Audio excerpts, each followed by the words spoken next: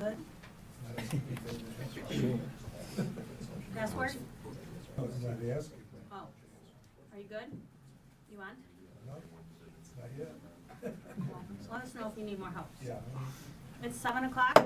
I'm gonna call the meeting to order. Jamie, could you please do roll call? Durrani? Here. Howard? Here. Miller? Absent. Michigan? Here. Blackburn? Here. Hageman? Here. McAlexander? Here. Thank you. Could I get a motion for approval of the agenda? Also move. I'll second. I have one thing that I would like to remove, the Timber Trail Bollard discussion. I feel like we need more information than what was in the packet. So if everybody's okay with that, I would say we could approve the agenda minus the Timber Trail Bollard discussion. Any other discussion? All in favor? Aye. Any opposed? Motion passes.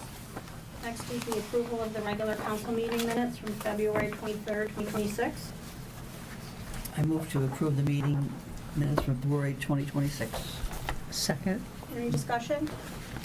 Second. Yeah, any discussion? Oh. All in favor? Aye. Any opposed? Motion passes. Next is public comment not on the published agenda. If anybody's here and wishes to speak, please step up to the podium, state your name and address, and you'll have 3 minutes to speak. Good evening. Tony Averbuck, Fire Chief, Franklin Bingham Fire Department, 32707 Franklin Road, Franklin, Michigan. Usually I would speak only under the fire report on the agenda, but I believe this topic is better suited for public comment. On March 10th, the fire department became aware of an article in the downtown publication about a proposed interlocal agreement with Bloomfield Township to have it provide fire services to the village and its residents. According to the article, the board approached Bloomfield Township weeks before beginning the discussions. This has come as a surprise to me, as we have been providing fire service to the village for over 40 years and have provided, by all accounts, exemplary services. Upon hearing this report, we reached out to the village office and board members to discuss the matter, but received no response until today. I'm here tonight and will be available after the meeting to discuss this with any board members who would like to meet with me. I'd also like to make myself available for the rest of the week to discuss this with board members and the public. With that said, I'd like to point out a few problems raised by the Bloomfield Township Board when discussing their ability to perform. Their board meeting is available on YouTube. First and foremost, it was made abundantly clear from at least one board member that Bloomfield Township would only enter an interlocal agreement if it was guaranteed that the township's residents come before that of the village and its residents. This would not be fair to the village and its residents. Second, adding our runs to the township would place them at their historic highs, requiring a shift in their service to alleviate burdens placed on their rescue vehicles by adding on to this obligation, and their ability to handle these services is based on average runs as opposed to when services are in high demand. Bloomfield Township is asking for a 5% increase every year for the next 10 years, adding $10.88 million revenue to their fire service. This includes EMS transportation revenues received from village EMS runs. One trustee admitted that this is really about ensuring that they get their money, increased resources in a way to, quote, help mitigate the expenses of their residents, unquote, to build their own fire stations, buy fire trucks, and pay other expenses without putting investment on their side and without tax increases for the residents, of which I am one. The township is contemplating a new multifamily and had previously discussed assisted living building to be built on Telegraph. As such, Bloomfield Township, one of the trustees stated that they want an escalator clause to allow them to, quote, change the deal, unquote, to increase costs to the village with their own when your density increases. Their own board does not believe that the costs are high enough due to wear and tear on their equipment and vehicles. These are their concerns and comments, not mine. As I said, I'm happy to discuss this more after the meeting and our set of times to discuss this further. We have a long partnership with the village and hope to see that continue. Thank you for your time. Thank you. Are there any other comments? Normally I don't respond back and forth, but I did not receive a call. So I just want to make that abundantly clear. I have not received any calls from the fire department, ever. Are there any other public comments?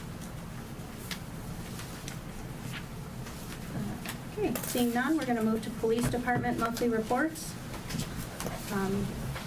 Our chief is not here this evening, so he sent his brightest and best two people to assist with the budget presentation and the annual report. So speak it away.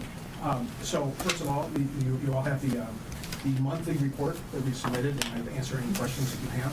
If you had that, we also provided the department's annual report, and I would be happy to answer questions on that. Other than that, we provided our budget for the upcoming year. It is actually a decrease in the budget. If you have questions about that, that is primarily due to we're not going to buy another car this year, and we had some retiree healthcare expenses go down because some people came off the books. Other than that, there was just normal annual increases that happened, but those were enough to offset it, and it's a net decrease from last year.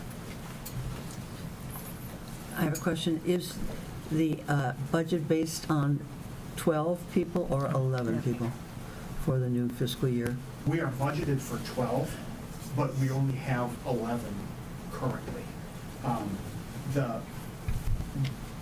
So if the right candidate, without speaking on behalf of the chief, because I haven't talked to him directly recently about this, but unless the perfect candidate came about, we're looking to stay at 11 currently for at least the time being. So then there could be a budget reduction if in fact you're budgeted for 12 and you don't fill the position. Is that correct? Sounds right? That's not right.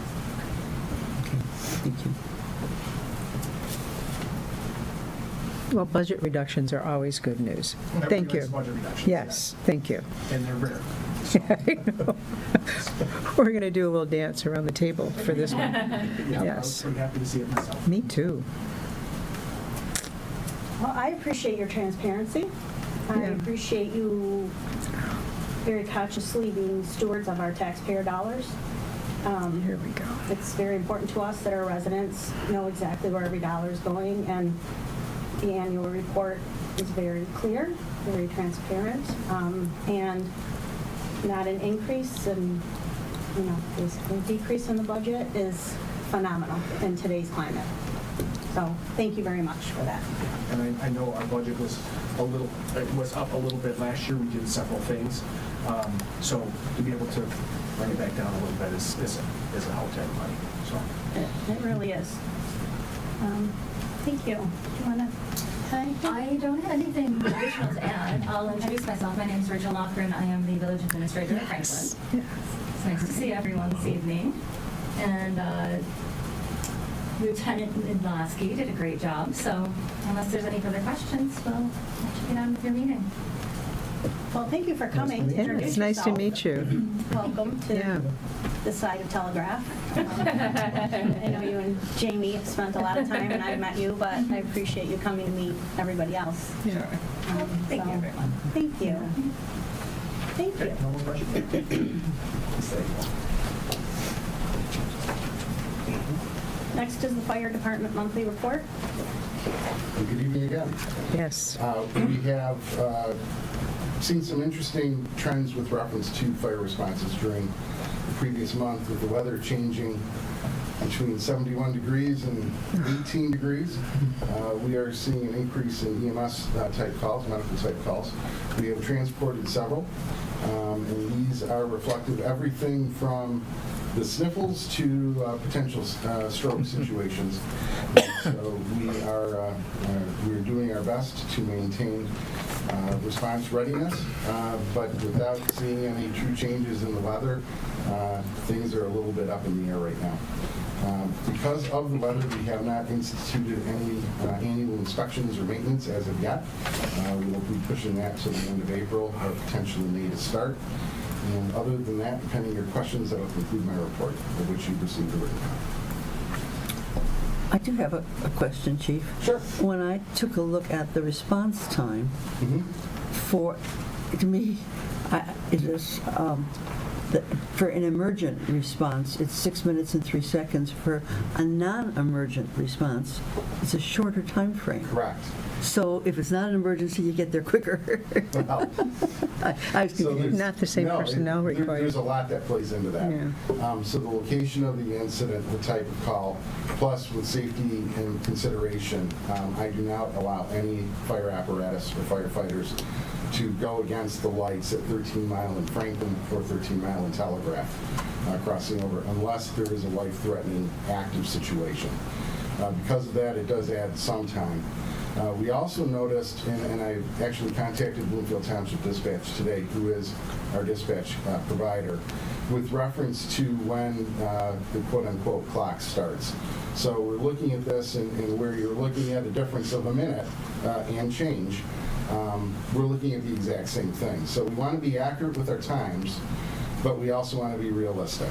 So in some cases, let me back up. In every case, going lights and siren is not going to save minutes on end, because at the end of the day, we're traveling from the fire station just south of 14 Mile. So to get to Bingham Farms, we're going 1.2 miles, taking 14 Mile. If we take 13 Mile, we're about 1.8. So that does take a little bit of time, and depending where we go. We just had a run over on Brooks Lane last week. That's going to take a little extra time because Brooks Lane is off 12 Mile Road. Yeah. So there is a little bit of driving in some cases. With that said, I am very cognizant of the times, and this is the second month where we've had times that are approximately the same on average, and our average is looking at the previous month's time. So that's something I look at just about every week, and I pass it on to my folks to make sure that they're what we call the shoot time, the time from the dispatch until they leave the building, is sped up. So I'm very cognizant of that. Thank you. Yes. Thank you. Thank you. Next is the village manager's report. My report is in the packet. I don't have anything additional to add unless there are any questions. Any questions? No? Okay, we'll move to the administrative assistant economic development coordinator report. Yep. I don't have anything to add in my report unless there are questions. One thing I want to mention out loud, it was actually in Jamie's report, just in case anybody's watching from home. Yard waste collection starts April 7th. I believe that's the Thursday. So make sure you're not putting bags of leaves out before that. April I 9th. just said that. April 9th? April 9th. Is that Thursday? Yeah. Yeah. April 9th. I had the right date. Right month. Yep. I'm happy to see our business license program is going so well. It is. That is something that was just started in 2020, right? Yeah. Well, you yes. started your Yeah. database in 2020, yeah, so we are 5-6 years doing it. I think it's been really positive for the village. For sure. Yeah, thank you for tracking all of that. Are there any other questions? Pardon me? Any questions? Next will be the board and committee updates. Anybody have anything to add? I'll start. Okay. The Birmingham cable meeting was last 2 weeks ago. Board has a new auditing firm, and it's going to save them approximately $7,000 a year. The next biggest, really big expense will be for camera and production costs, and they're talking right now $1 million, but they're going to see if they can cut a lot of that back. And lastly, Bingham Farms will be receiving $3,716 back in the PEG and franchise fees. And I was out of town, so I did not go to the fire commission meeting. So no report on that. Yeah, Baldwin Library is hosting their second annual Volunteer March event, and it is April 11th, Saturday, from 11 to 1 at the atrium at the Birmingham Public Library in downtown Birmingham. And the event last year generated interest for 175 people coming through the door looking for opportunities to volunteer and get involved in events in Birmingham. So good news is they're doing it again this year. giving more people opportunities to become a closer part of the community. So Saturday, if you're downtown Birmingham and need something to do, that might be interesting. Also, for Next, we have a tentative schedule on the new Next building coming to the YMCA. This week, the initial plan review meeting with the Birmingham team is going to take place. And then there are meetings for the next, like every 2 weeks, different subjects will be addressed, with the bids issued July 1st, under contract by August 1st, and construction at the Y begins September 1st. So people were asking, what's the timeline on this? And it's going to be a while. It's a huge, huge job, big undertaking, but getting underway September 1st. So hopefully we will have a new senior center in the near future. Thanks. Anybody else? Yes. Jim Miller and I are part of an ad hoc committee on ordinance enforcement, and we chatted over the phone. Jim's in California. But I reviewed a significant number of ordinances, and I got deep into the ordinances, and it appears that there are very few specific fines levied per ordinance. Rather, it's addressed in a general section of the master plan, Chapter 32, Section 32.03. If the violation is a misdemeanor, the fine cannot exceed $500 and/or 90 days in jail. If the violation is a municipal civil infraction, the first offense is $150 plus costs. The repeated offenses are $300, and each day the offense is not resolved, it's considered a separate violation. So most of the ordinances point to that section. And so that's a convenient way to do it, but I'm wondering if, in fact, that cap is set by Michigan law on misdemeanors and municipal civil infractions. And so that's where we're at as a committee, trying to get an answer to that question. So Jim said he would take a look at that, unless you have any. I don't know the answer, Okay. although I did want to add, Tracy, my partner, was looking to have some coffee or something with, I don't know if it was your committee or a couple of people, and talk about these issues, and she would know those answers off the top of her Okay, head. great. But that's where we're at now, Great. is to try to find out if, in fact, and then the other part was that I would like several questions to be addressed to the ordinance officer, and in talking to Jamie, she wanted me to field the questions to her so that she could then turn around and ask him the questions. But at some point, I'd like to meet him, just. Yeah. Okay, and that's it. Okay, is there anything else? Okay, we're going to move to new business, which is the roads project Phase 2 designation of the special assessment district and date for hearing on necessity. This is a resolution.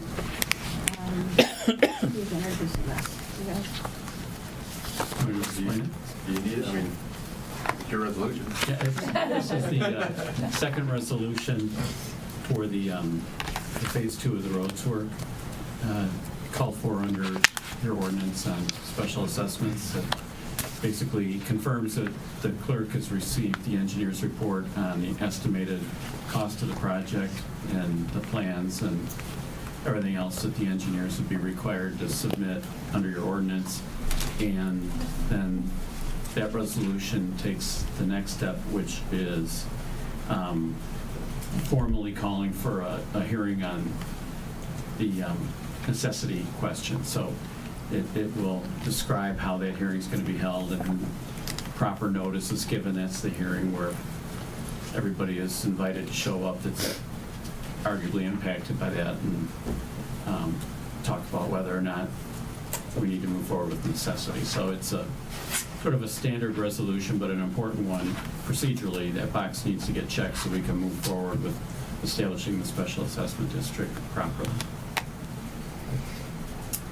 Did you want to add? Or are you just here for questions? This is more of a legal Okay. thing than an engineering thing. We just had to get him the houses that were going to be impacted, which are on the map, and then the costs that we've talked about prior for the project, and that's the project that we're getting the grant for. So. Are there questions? What do you think the chances of getting that grant are? We got the grant. We got it already. Yeah, so we got it. So everything is all clear. There's $50,000, yeah. So this is How much was it? $250,000. 250, okay.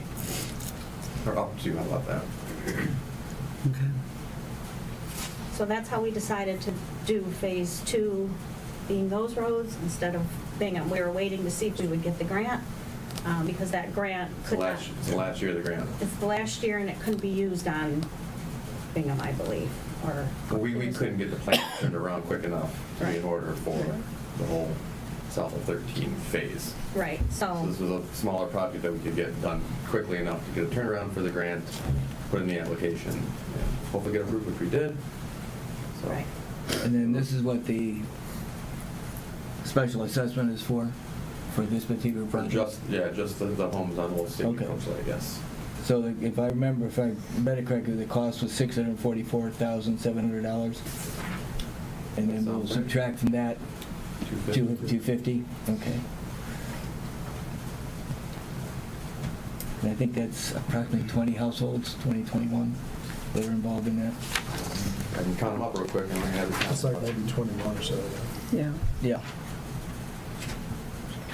Yeah, I thought I counted 20 or 21. Yeah. Approximately, right. Yeah, okay. I trust your counting. You've been doing it longer than I have. Easy. I've been doing it longer than anybody here.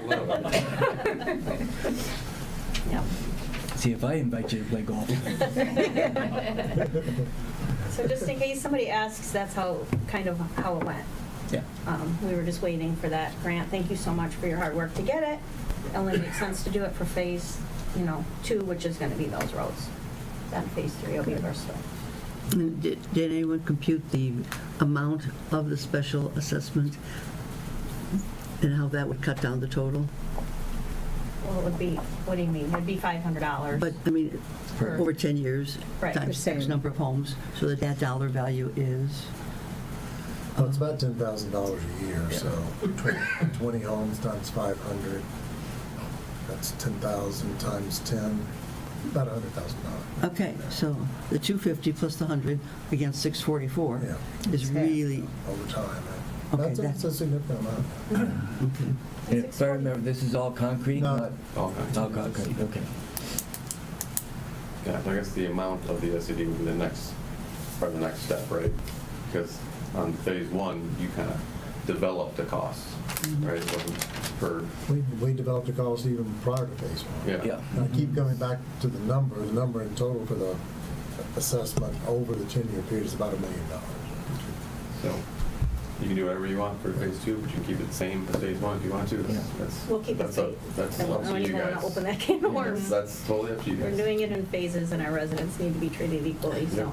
I don't. is And the one more dollar- question, I'm sorry. No, go ahead. There seems to be right now an excess on phase 1 of the project, but your billings aren't complete. When do you anticipate your billings will be complete, and can you estimate what overage will be the bottom line? I believe we did that last time. I believe there was like about $50,000 worth of construction work. Yep. And then maybe another 10 to 20 of our times. We'll be under our budget from phase 1.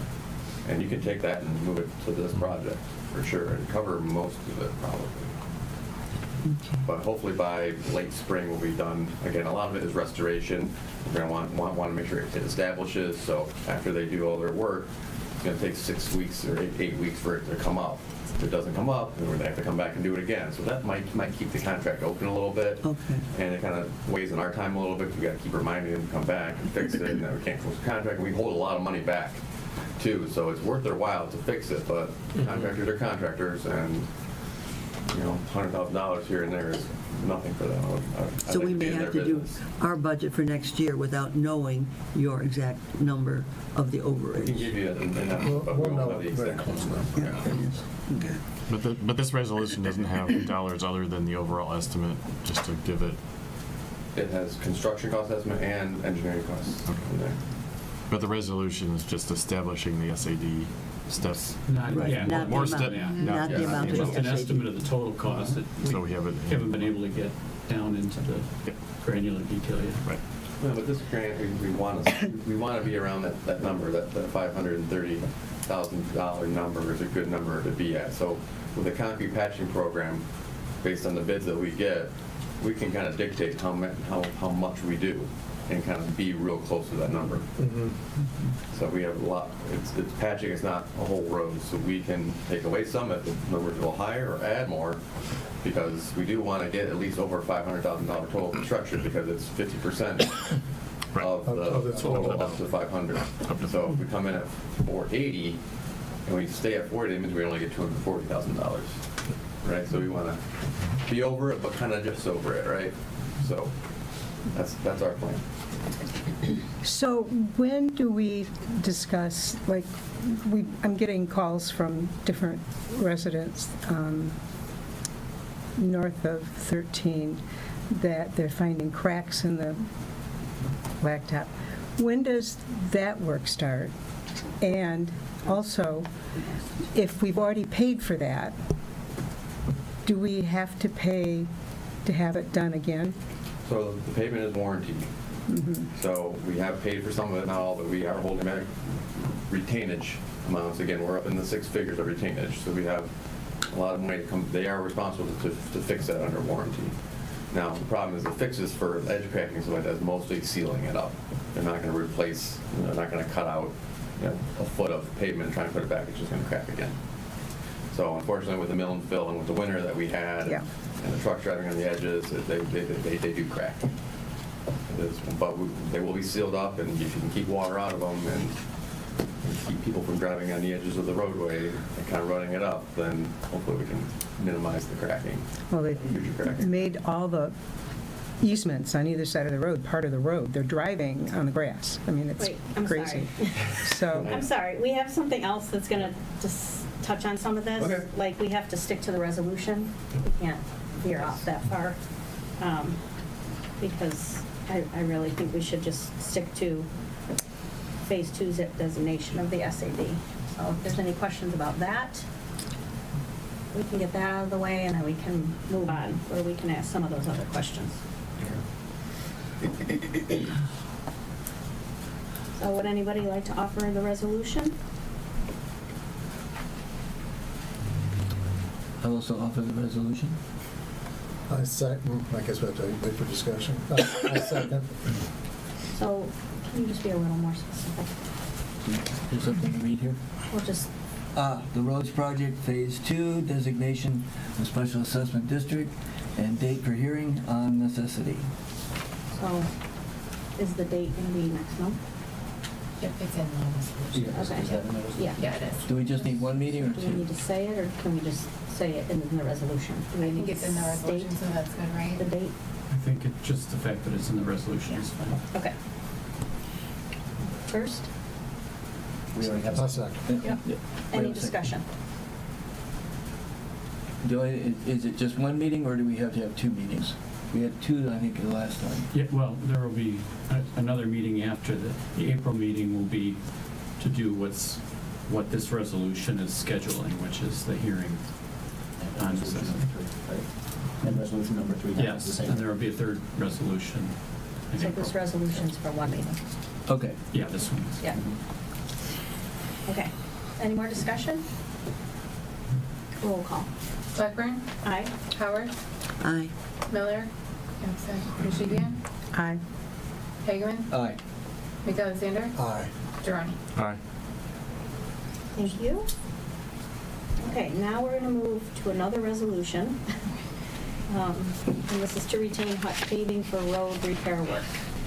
So, this resolution is to use a competitively bid contract from the neighboring community, I think the Village of Beverly Hills, to use their paving company to fix a portion of the road that essentially needs to be corrected. It's a cracked road on, it's Hickory Hollow, correct?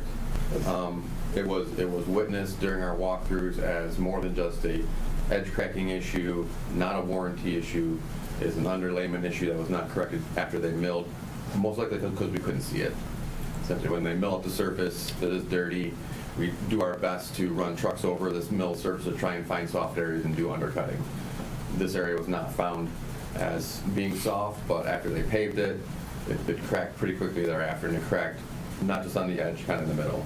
So is something that needs to be corrected. Should have been corrected during construction, so there's not really an extra cost to it. It's just we didn't notice it. I think that the only extra cost would be the HMA removal, which is a minor extra cost. But we reached back out to Florence to come back and do this work, and they give us kind of a very high quote to come back and do it, saying, well, we don't think this shouldn't be covered under our mobilization, HMA costs have gone up, et cetera, et cetera, et cetera. We know that we weren't very excited about their work in the first place, so we reached out to the company we were working with in Beverly Hills, if they could come take a look at it and use their bid items that they currently have in their contract to do this work, and they said, of course, we'll take a look at it. They came back with a cost almost half as much to do it. So we wanted to come to you and say, in our eyes, this is a great deal for the village to get this work done at half the cost that the current contractor that's in place would do it for. Still digging up dirt, putting aggregate back and asphalt down. Multiple contractors can do it. Doesn't need to be this contractor. They are insured. It was a competitive bid. We talked with Mike and Mary about how we can make this work. It just makes sense, right? If someone can move for less and they're under a competitively bid contract, and they came up with this resolution, and that's kind of what we're asking you today, is just to approve this resolution to use a competitively bid contract from the Village of Beverly Hills as contract. This is, we have to vote because it's over a certain amount of money. It's over a certain amount of money. And you quoted, it's $27,000 is what they quoted? It shouldn't be that much, but we wanted to make sure we had a little bit of buffer there, a little. And what's the maximum that we can do without a vote? 10? Well, it's a shame we have to pay twice for the same work in less than a year. So it's not twice. Again, we didn't do the work the first time, so this is additional work. But wasn't there fresh asphalt? There was 2 inches of fresh asphalt. Right. This is going to take So 8 now we have inches to of put more aggregate asphalt and 4 down. inches. So Yeah. technically you're paying for a small area of 2 inches of asphalt, yes. If this had been found during the construction, it would have gone in the overages Yeah. in the normal Yes. They work would that have was had to going do on. Exactly. It's just like finding other So there's things. a small, that 2 inches of asphalt over how many square yards is it? Yeah. Right.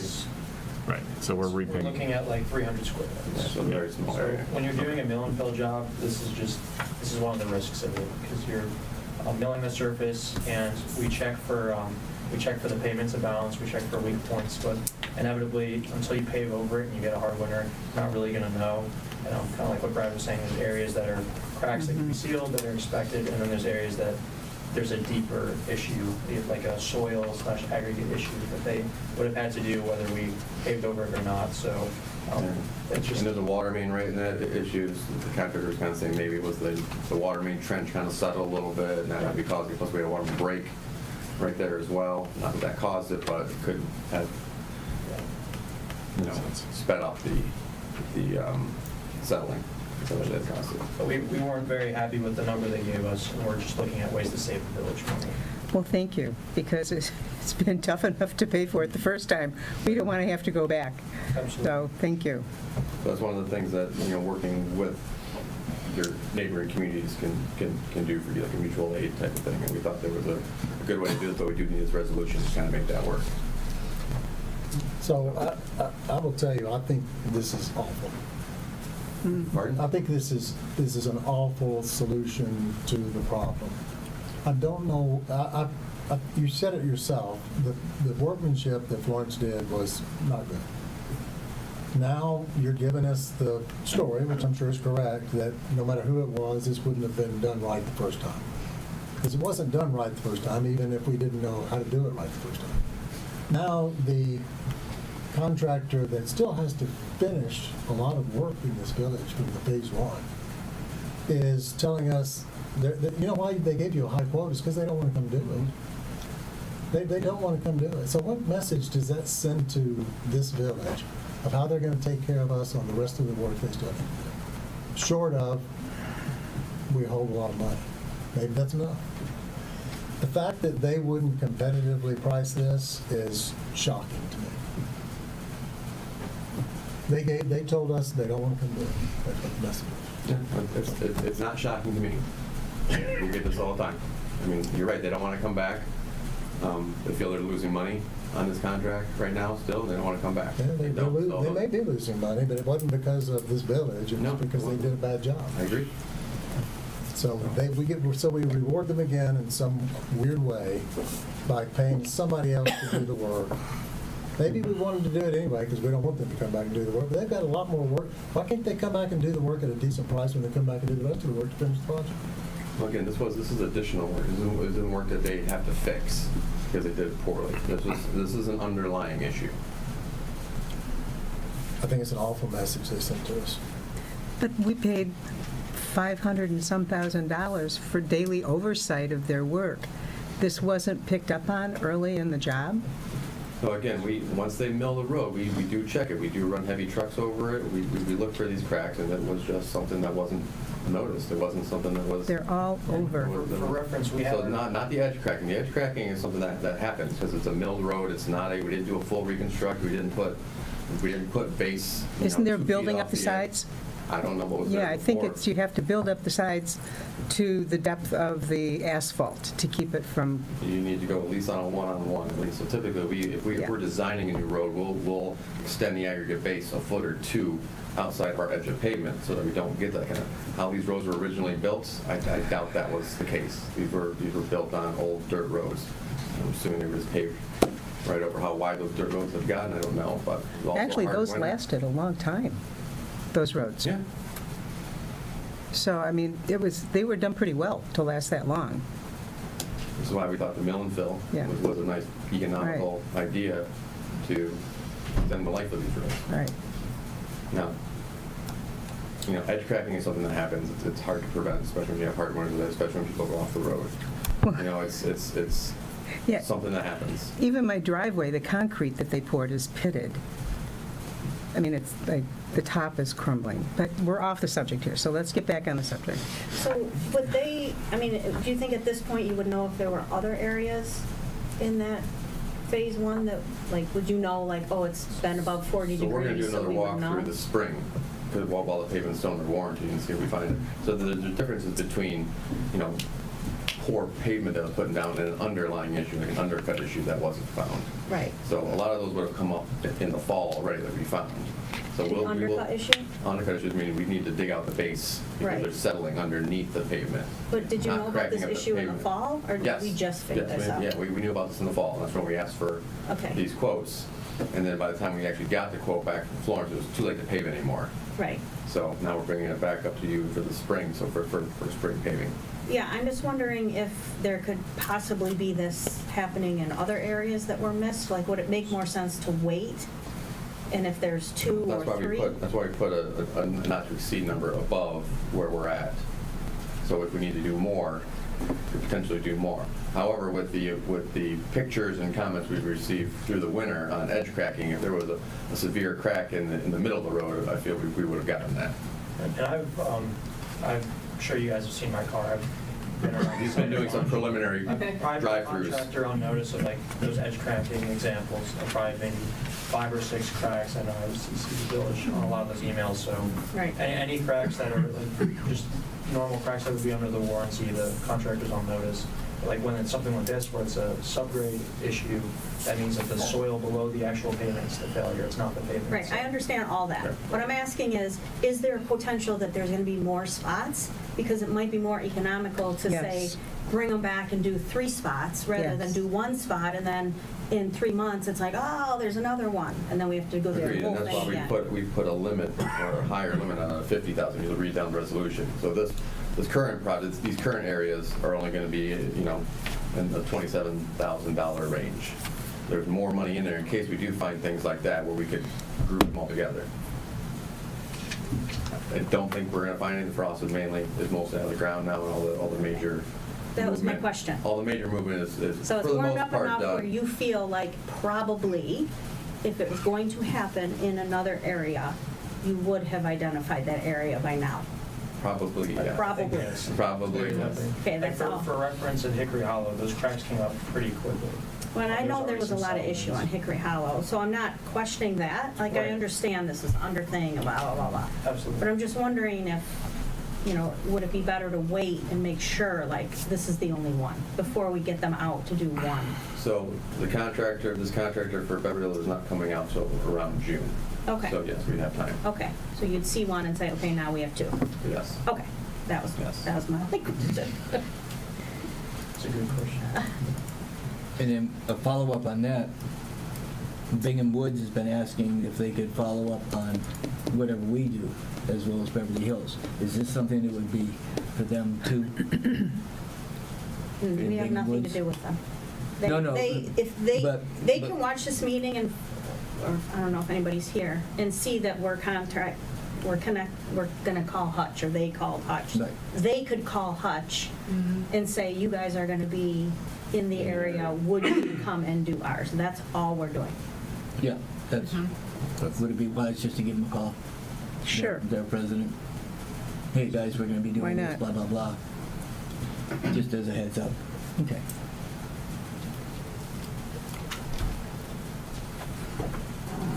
Are there any more questions on this?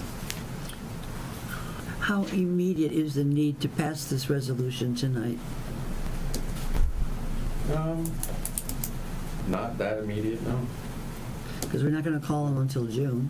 Yeah, I mean, that's when they're gonna be in town. They're not gonna come out here for a small little patch. They're gonna do the work when they're here and have asphalt and have all their equipment around town. Well, it's not that we're gonna call them in June, they would be scheduling us in June. Yes, we will let them know that here's the work, you know, you can do it when you want to. We assume you would do it. They may have a slow period, Right. you know, in May and say, yeah, you know, hey, can we come and knock those out? We have nothing scheduled for the day.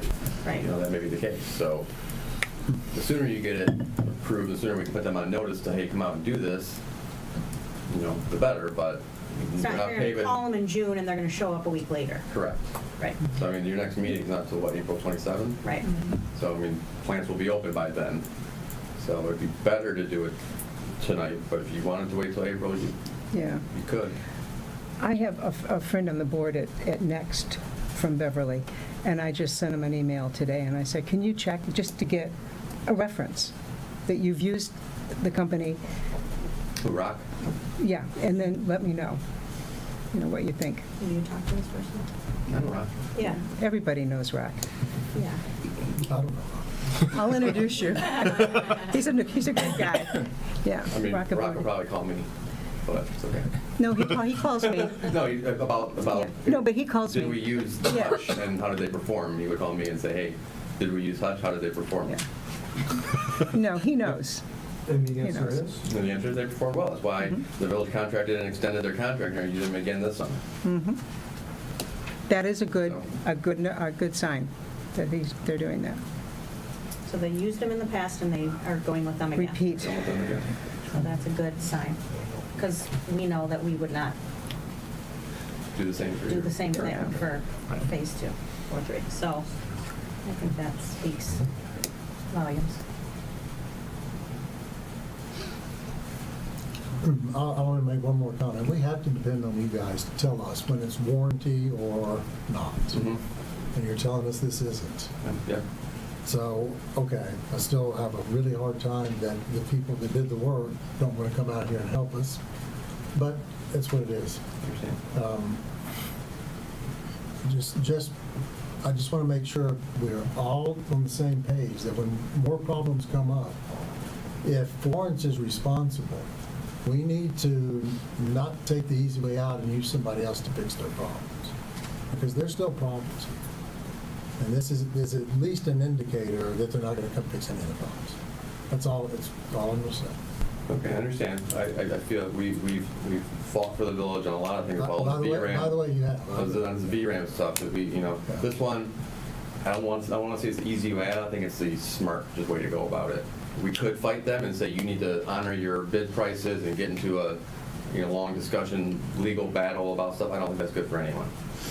So you may call it the easy way out. I just call it the smart business move. In this case, yes. In this case, yeah, the whole VRAM stuff we fought. We made them come up with their expert on their dime, not any of the village's dime, to prove what our opinion was wrong, and they haven't yet. So. Are there any more questions or comments? Yep.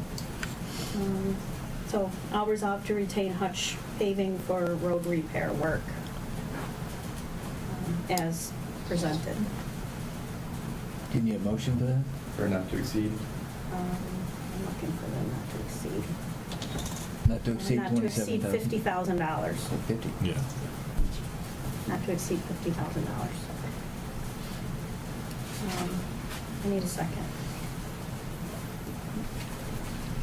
A second. Roll call. Miller? Absent. Shigian? Yes?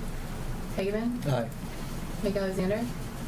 Under duress. Aye. Zeroni? Aye.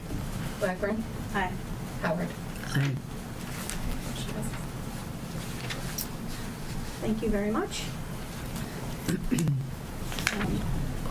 Next is the MDOT contract approval. So this is the formal approval of the agreement between MDOT and the Village of Bingham Farms for the grants. It has all the requirements, the rules.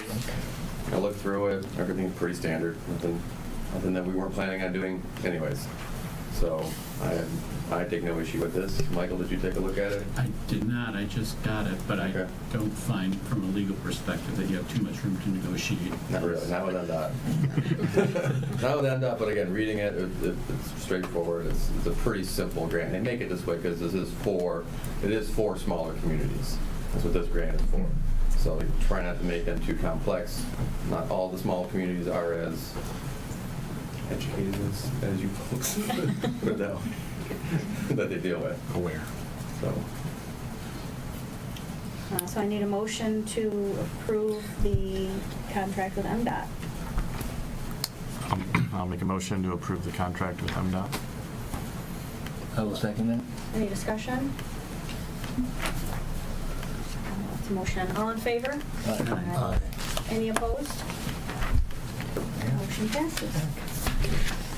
One last comment I have is the PUD going on next. You need us for an engineering comments on anything? I don't- Guys? No, you had the site plan in for Yeah. review. Yeah. You gave a first set of comments. Uh-huh. We responded. It's way more important here, of course. Okay. Because it goes to planning commission. I just want to make sure if we could take off. You're off the hook. If you need us, Am I correct on that? I believe if so. you need us, we'll stay, but I don't think we're quite through construction plan yet. I mean, if it's free. Okay, great. Thank you. Thank you both. Thanks, guys. Thank you. Okay, so Eric is going to get us started on the PUD.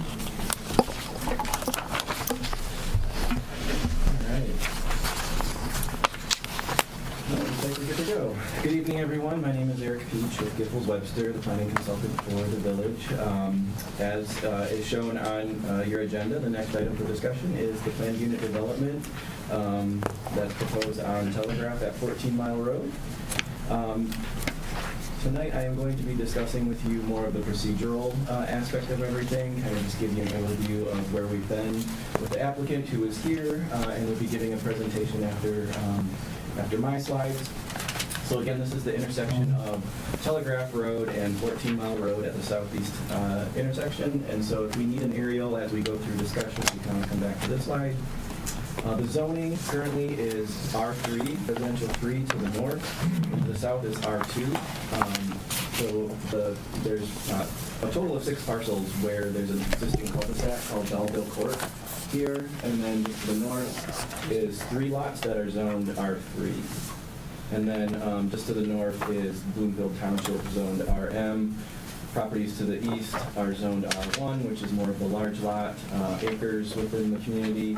And then to the south is more commercial development. So, first and foremost, I want to give you some overview.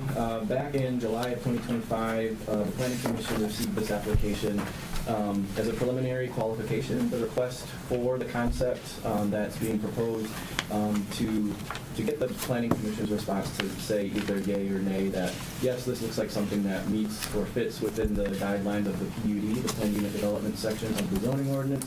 The Planning Commission was very receptive of it, so that allowed them to proceed to a request for final qualification. So what that does is back on November 10th, 2025, the Planning Commission heard the final request for qualification, meaning they established a public hearing at that time, so that way if they were to continue to move forward with the plan, the conceptual plan, that they would have feedback from the public. And so that occurred on November 10th of last year. There was some information that the Planning Commission wanted to see in terms of updates to the plan, some concerns as it relates to setbacks and buffering, particularly of the neighbors to the east. As you can see again here, this is your large lot R1 residential zone. So there were some concerns that the Planning Commission wanted the applicant to address, and so on February 9th of this year, there was another public comment that was held during that meeting with the Planning Commission, and at that time, the Planning Commission made a recommendation to approve the conceptual PUD with a number of conditions, and those are laid out here. I'll go through those briefly for you. The first one, Planning Commission recommended approval subject to the applicant elaborating on the phase sequencing and timing of the development. I believe within your packet you also have the development agreement, or the draft of the development agreement, which that will be mentioned within there. The applicant's here and can discuss with you more details if you have questions in regards to that. It was discussed at the Planning Commission, so we can continue that conversation if there is concern regarding the timing of the development phase going forward. The second condition of Planning Commission's approval states that upon planting, the landscape screening in the buffer space abutting units 4, 5, and 6 of the development should be complete as planned and achieve an opaque barrier through density and species of planting as to create privacy for the neighboring properties prior to the bulk of construction. So again, going back to this aerial here, there was a lot of discussion and comments and concerns about addressing the buffering in terms of landscape screening for the eastern property line adjacent to the R1 parcels. And so we had a number of residents who came out to speak on behalf of that. So there was a lot of discussion with the Planning Commission regarding the condition of number 2, that upon moving forward, the applicant is going to be expected to provide certain screening elements so that when the project begins with shovels in the ground, when the development occurs, that there's already screening from some of those parcels to the east. So then moving on to condition number 3, it reads that the landscaping will be maintained, including the side of the barrier space facing the neighboring properties without the need for trespassing on neighboring properties. So as that conversation about buffering and landscaping of that eastern property line continued, there was some discussion about dimensions and whether or not the required landscaping for buffering would be in too close proximity to the property line where it wouldn't be able to be maintained. And so the applicant is aware of those conversations. This condition was established with an agreement that would be something that would be achievable, so that the required landscape planting that would be planted would be able to be maintained fully on site without having to cross over into any adjacent properties. Agreement number 4, or condition number 4, assuming that the site plan as proposed, including entry gate and setbacks, complies with public safety, drainage, signage, and other codes and ordinances. This kind of goes above and beyond just the planned unit development concept. We're fully aware of those items being included on the proposal, and so the way to capture those in terms of the review and whether or not they meet certain ordinances, from this point on, should the village council approve the plans, there's a number of steps that would come into play going forward. First and foremost, that being site plan review. So when the development agreement is completed, the application would have to go through site plan review, which goes back before the Planning Commission for consideration of approval. So those types of things listed in number 4 would be captured or observed for compliance during the site plan review process. Condition number 5, this is the last one, that the design, color palettes, materials, and elevations remain compliant as proposed with the aesthetic guidance laid out in the zoning ordinance and master plan. So one of the things that, in speaking with and meeting with the applicant, that they pride themselves with this particular development is the design with high quality materials, the layout, the aesthetics. So with condition number 5, we anticipate that they will uphold that part of the Planning Commission's condition to approve. So moving on, this is just an example of one of the units. Can I ask a question? Is it okay to ask questions as we go? Yeah. So there's 5 conditions here, and it's probably just I don't understand. Why is it conditional on these 5 things? Is it just not appropriate to have these as part of the PUD agreement to begin with? Or there's still not a complete agreement on how or if this is going to be accomplished? So the agreement has not been finalized yet. That's the next step. So in terms of the process leading up to this point, the Planning Commission heard from the public. A lot of the concern fell on the screening and the buffering between the adjoining or adjacent single-family residential lots to the east. So the 5 conditions of approval represent a lot of the discussion that was had with the Planning Commission to say, we support this project, but we just also want to have these certain criteria within the meeting minutes to reflect our basis for support. So it's to say to the Village Council, we are the Planning Commission making a recommendation to you for consideration to approve the PUD application with these 5 conditions that we've settled upon with the applicant. And maybe I'm going by memory now. Is there an exhibit at the back of the PUD that lists these conditions? Well, these conditions are just part of the motion that's before you today. So this is just a recommendation from the Planning Commission, these 5 criteria. Terry knows I'm the developer. So I didn't speak up. Yeah. So, the conditions are all acceptable to us as the developer, and the PUD agreement itself will get drafted and finalized. I actually had the benefit of having a PUD that was done for the prior project, which was the assisted living and office building. So I took the liberty of stripping it down and making it applicable to this project. I put that draft out to Village. I think you actually got copies of it because it's outside of the meeting packet.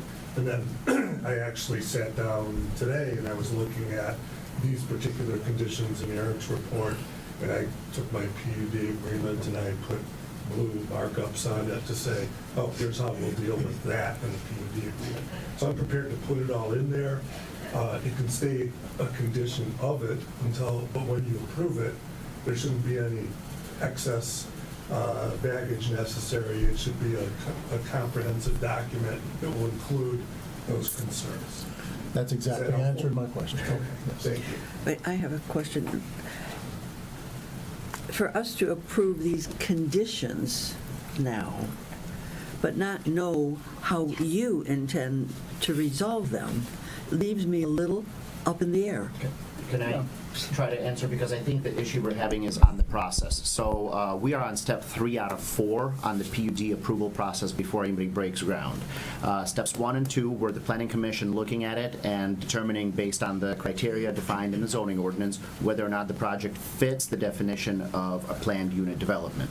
So now the PUD agreement, that is step 3. That is what you are in charge of, the council. So the motion before you that you may make after you see all the presentations today is you wouldn't be making a motion that, hey, we're outright approving this project. Your motion would be to direct the village attorney to work with the developer to draft a PUD agreement based on your direction. That can have a back and forth over some time as they iron out that agreement, and then at a future meeting, so the soonest that would be is if you guys moved to tell the attorney to work on the agreement this month, and it was done and everybody was happy with it by next month, that would be the soonest that you could do it. So next month you would approve the agreement, and then the agreement is the guideline that the Planning Commission would use in step 4 for the final site plan approval. Okay, so the question still remains. Mm-hmm. As you know, that there is a correspondence from one of the Planning Commission members, and that correspondence directly points to things that are contrary to the ordinances and the pub. So for us to approve something that is clearly at this moment in time contrary to ordinances is a bit concerning to me. You wouldn't be approving the project you would be approving the project agreement. When you're drafting the agreement, and Mike can supplement my lack of knowledge here, but the PUD has some allowances for breaking from the way the ordinances are written. That is kind of the purpose of the PUD method of developing. Yeah, it creates more flexibility. So if something is included in the PUD agreement that kind of overrides the ordinance, if you will, then that's what you go by. Is that correct? I think Eric addressed this at the planning commission But meeting too. I have to ask, I was at the meeting where Dean Nelson was out of town. And I think you introduced his letter, and one of the commissioners said, oh, let's not read the letter, just summarize.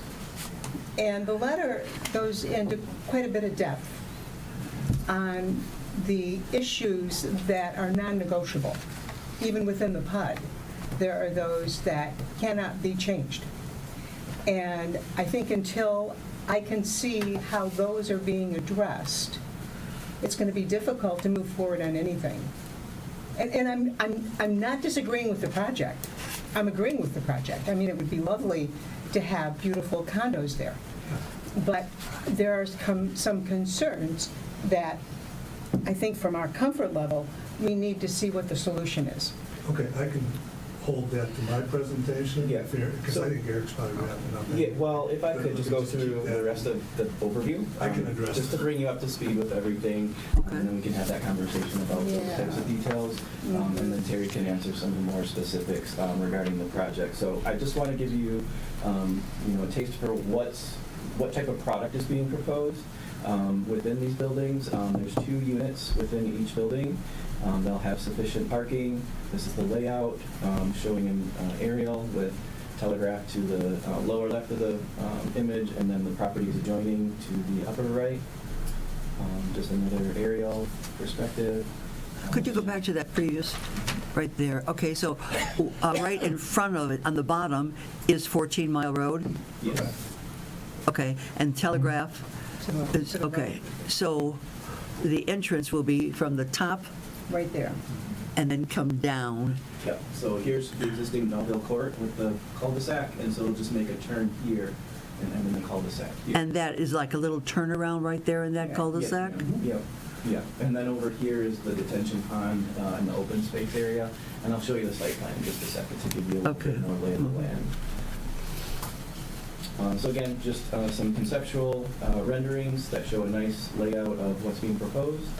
And then as the Planning Commission went through their 2 meetings, there were a number of items that the ordinance requires of them to consider as they discuss the PUD. And so the first one is pedestrian connectivity. So there's an existing sidewalk along Telegraph Road. I believe it ends at 14 Mile Road. It may cross and then continue on 14 Mile Road. But what the applicant is proposing to do is to connect to that, to tie in, so that residents have the ability to access the existing sidewalk network. Number 2 is enhanced open space and landscaping as a PUD amenity. So because they're increasing the density for the PUD, that allows for more area to be open space.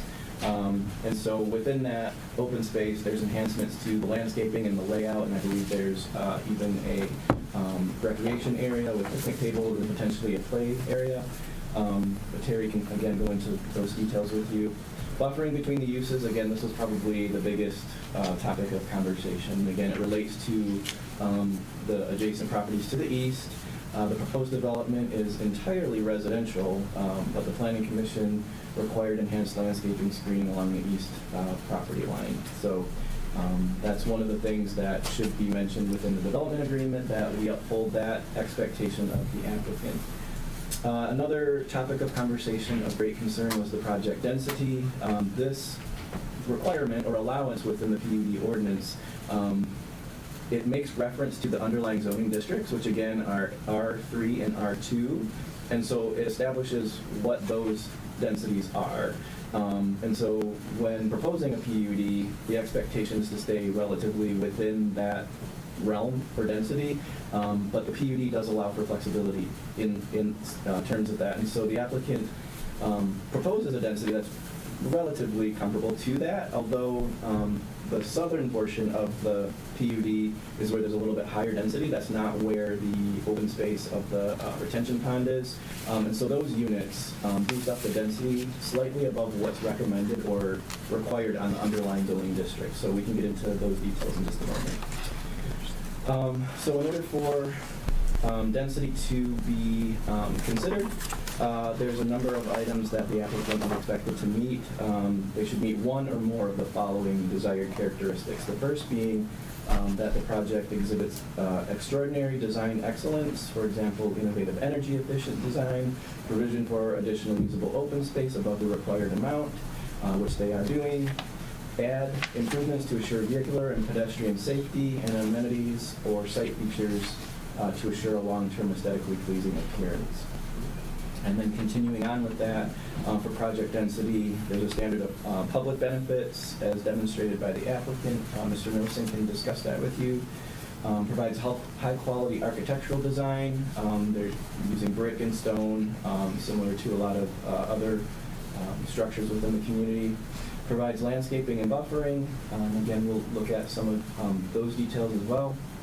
And then preserves historic structures, which is not applicable in this particular case. Site design, the Planning Commission and Village Council shall consider, and the Village Council must be satisfied with the following aspects of the overall plan and design. The first being perimeter setbacks and berming. And again, the east property line as it relates to the neighbors to the east is the focal point of this project. Thoroughfare, drainage, and utility design. Underground installation of utilities, quality of pedestrian circulation system, including access to and from thoroughfares, internal roadway design, achievement of coordinated development with regard to signage, lighting, landscaping, and building materials, and quality and effectiveness of noise reduction and visual screening methods. A lot of the utilities, per HRC's review, I believe everything is fine in regards to that. Any comments from public utility or fire, police, emergency response? We can hear from them, although part of the site plan review, they should be forwarded to plans during that time as well. So the underlying zoning districts, again, give us kind of the layout of what otherwise would be required if the project was to be developed with the underlying zoning districts. So R2 is the southern portion, which is where the PUD project takes access from Telegraph Road. They are showing relative compliance with the underlying zoning district. One of the things that came into play was the rear setback. So initially, the units that abut or align the east property line were less than 60 feet from that property line. Yet the Planning Commission, after discussion and hearing from the public, requested and required the applicant to make that a minimum of 60 feet, which is the underlying district rear setback anyways. And so there is no encroachment of the underlying zoning district's required setback. Is that west side or east side? East. This is the east side. Okay. Yeah, this is the southern part of the PUD, and we're discussing the eastern rear property. Right. The density in this section alone, so the R2 underlying zoning, comes out to approximately 2.5, well, the allowance is for 2.5 to 4.3 dwelling units per acre, and as you can see here in bold, the calculation comes out to just above that at 4.67 dwelling units per acre. But again, the Planning Commission felt that that was in line or comparable to the underlying density requirement. And so because the PUD allows for that type of flexibility, we document it here to show that while the R3 to the north is of a lesser density shown here, the portion to the south is a little bit higher in density. So here, for the northern portion, it's 2.5 to 4.3 dwelling units per acre. It comes out to within that range on the northern portion of the development. So it's up here. This line here is what separates the R2 from the R3. And as you can clearly see, there's a number of buildings with 2 units per building on the southern portion. And on the northern portion, this is the R3 that has the open space with the retention pond, the trail shown here. So this is all open, which reduces the overall density for that portion of the project. But is that land considered when you're computing the density around the buildings? Which part? The R2s. Yes, so it's just the underlying density. Yeah. Yes, so the underlying density here is over the underlying R2. Right. And here it's within the range. Right. So that altogether- part is too dense for the measurement. This is very objective. This is not subjective. This is visual and, computing area. So as it stands, the density is higher than what is allowed. On the underlying zoning district. Right. But not with the flexibility of the PUD. Well, how do you know that that's a flexible element? Where does it say that? That's what the PUD allows you to do. No, the Take that into PUD consideration. has certain aspects that are not flexible. Not in this case, and the village attorney can maybe speak more to that, but. Yeah, I think I need to learn more. Okay. Yeah. But the calculation's done not right of the line and left of the line. The 4.67 is done on the entire property, correct? No. Or the No, entire they property separate it. less the retention pond area. Right, so the R3 did the calculation. Yeah, go back to the 4.67 or whatever you had. Yes. So that's just for This portion. it's just for that portion? Yes. Okay. Yes. So it's the dwelling units in that portion measured for, if it was on its own, that math would, Yeah. It right, would be- so if 4.6. Out of compliance. of the underlying zoning district, not considering a PUD. Right, yeah. So the PUD kind of mushes all Allows that the together. flexibility to take it as a whole. Yeah. So if this number was 8.67, the planning commission would have said potentially that that's way too high. That's way above and beyond what's recommended or used as a benchmark for this portion of the property. For example, they could have said that at the time that they felt 4.67 is too high and we want to see compliance of the underlying zoning district. But because the PUD allows for flexibility, the planning commission made a recommendation to approve to the village council. Are these state PUD laws versus anything in our charter or master plan? The Michigan Zoning Enabling Act establishes the allowance for PUDs, but the PUD ordinance specifically is related to Bingham Farms. But So it's you should be able to point me to someplace in our master plan, in the zoning code. in the zoning code Yes, and the ma'am. ordinances that That's what we're say, looking for. Yeah. this is what you're allowed. And you're saying, but that's not really what we're going to do. So don't we have to have this come before the zoning commission to have a formal variance to an ordinance? No, the PUD encompasses that. It allows for that flexibility.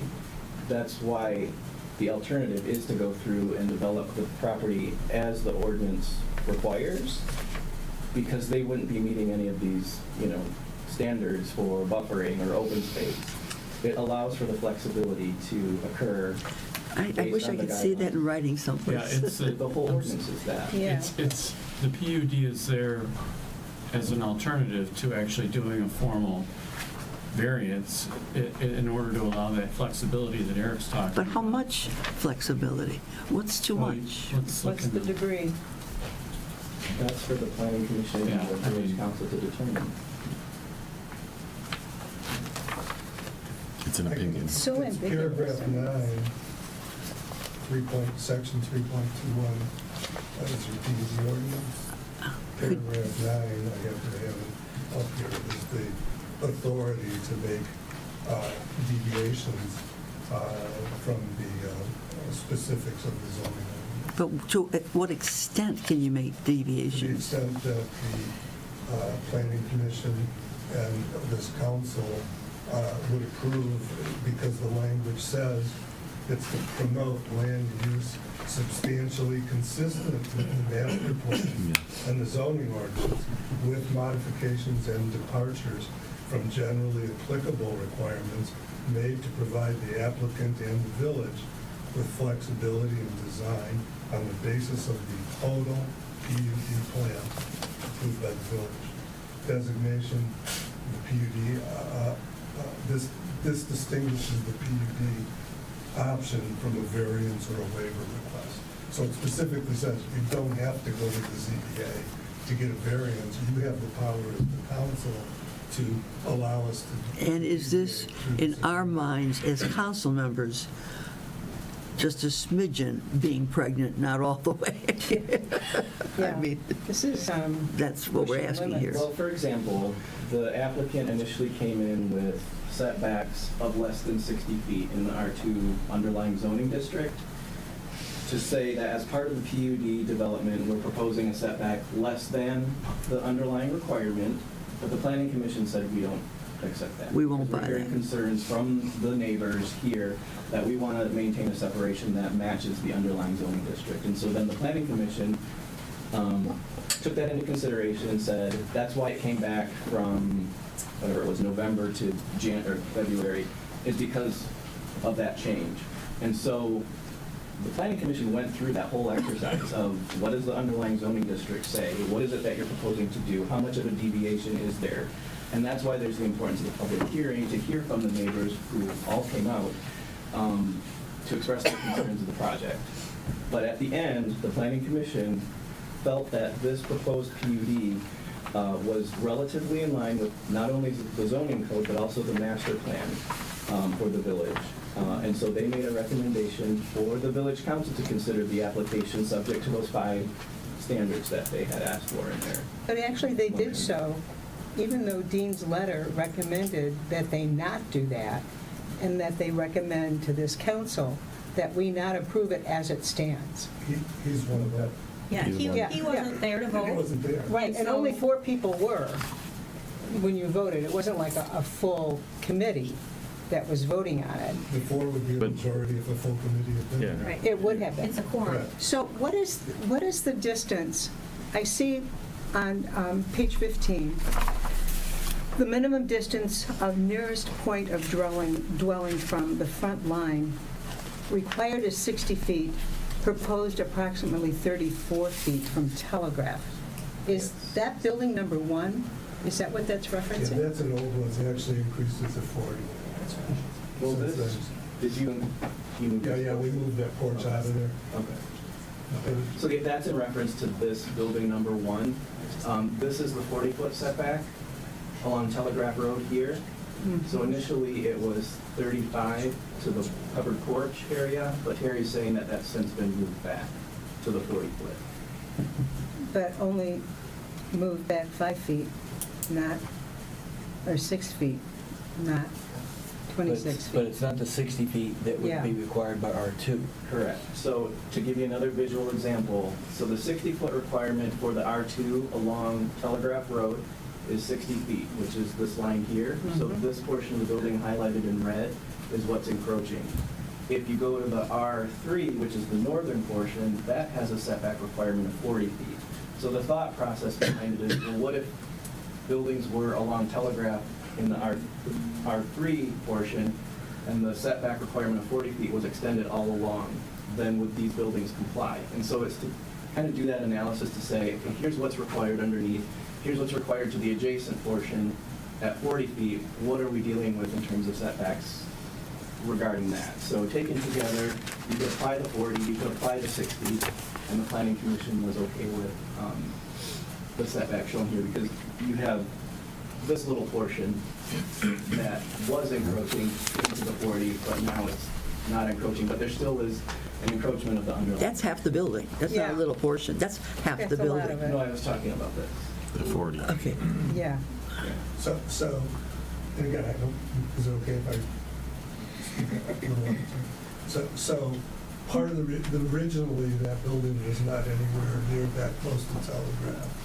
And the reason it ended up closer to Telegraph is because that's what had to give when we pushed the backyards to this full 60 foot to comply on the east side and to satisfy neighbors that were living there. It's a somewhat of a detriment to me, although we're going to heavily landscape it, and I don't feel that it's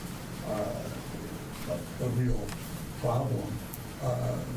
But that the reason the buildings, that it could be 20 feet further up and comply with the 60 feet of Telegraph, but then it wouldn't be compliant up there. But the problem is, you could comply, but comply means you would have to build less buildings. Yeah, you'd have to take like So building that, two I or mean, building it's not four.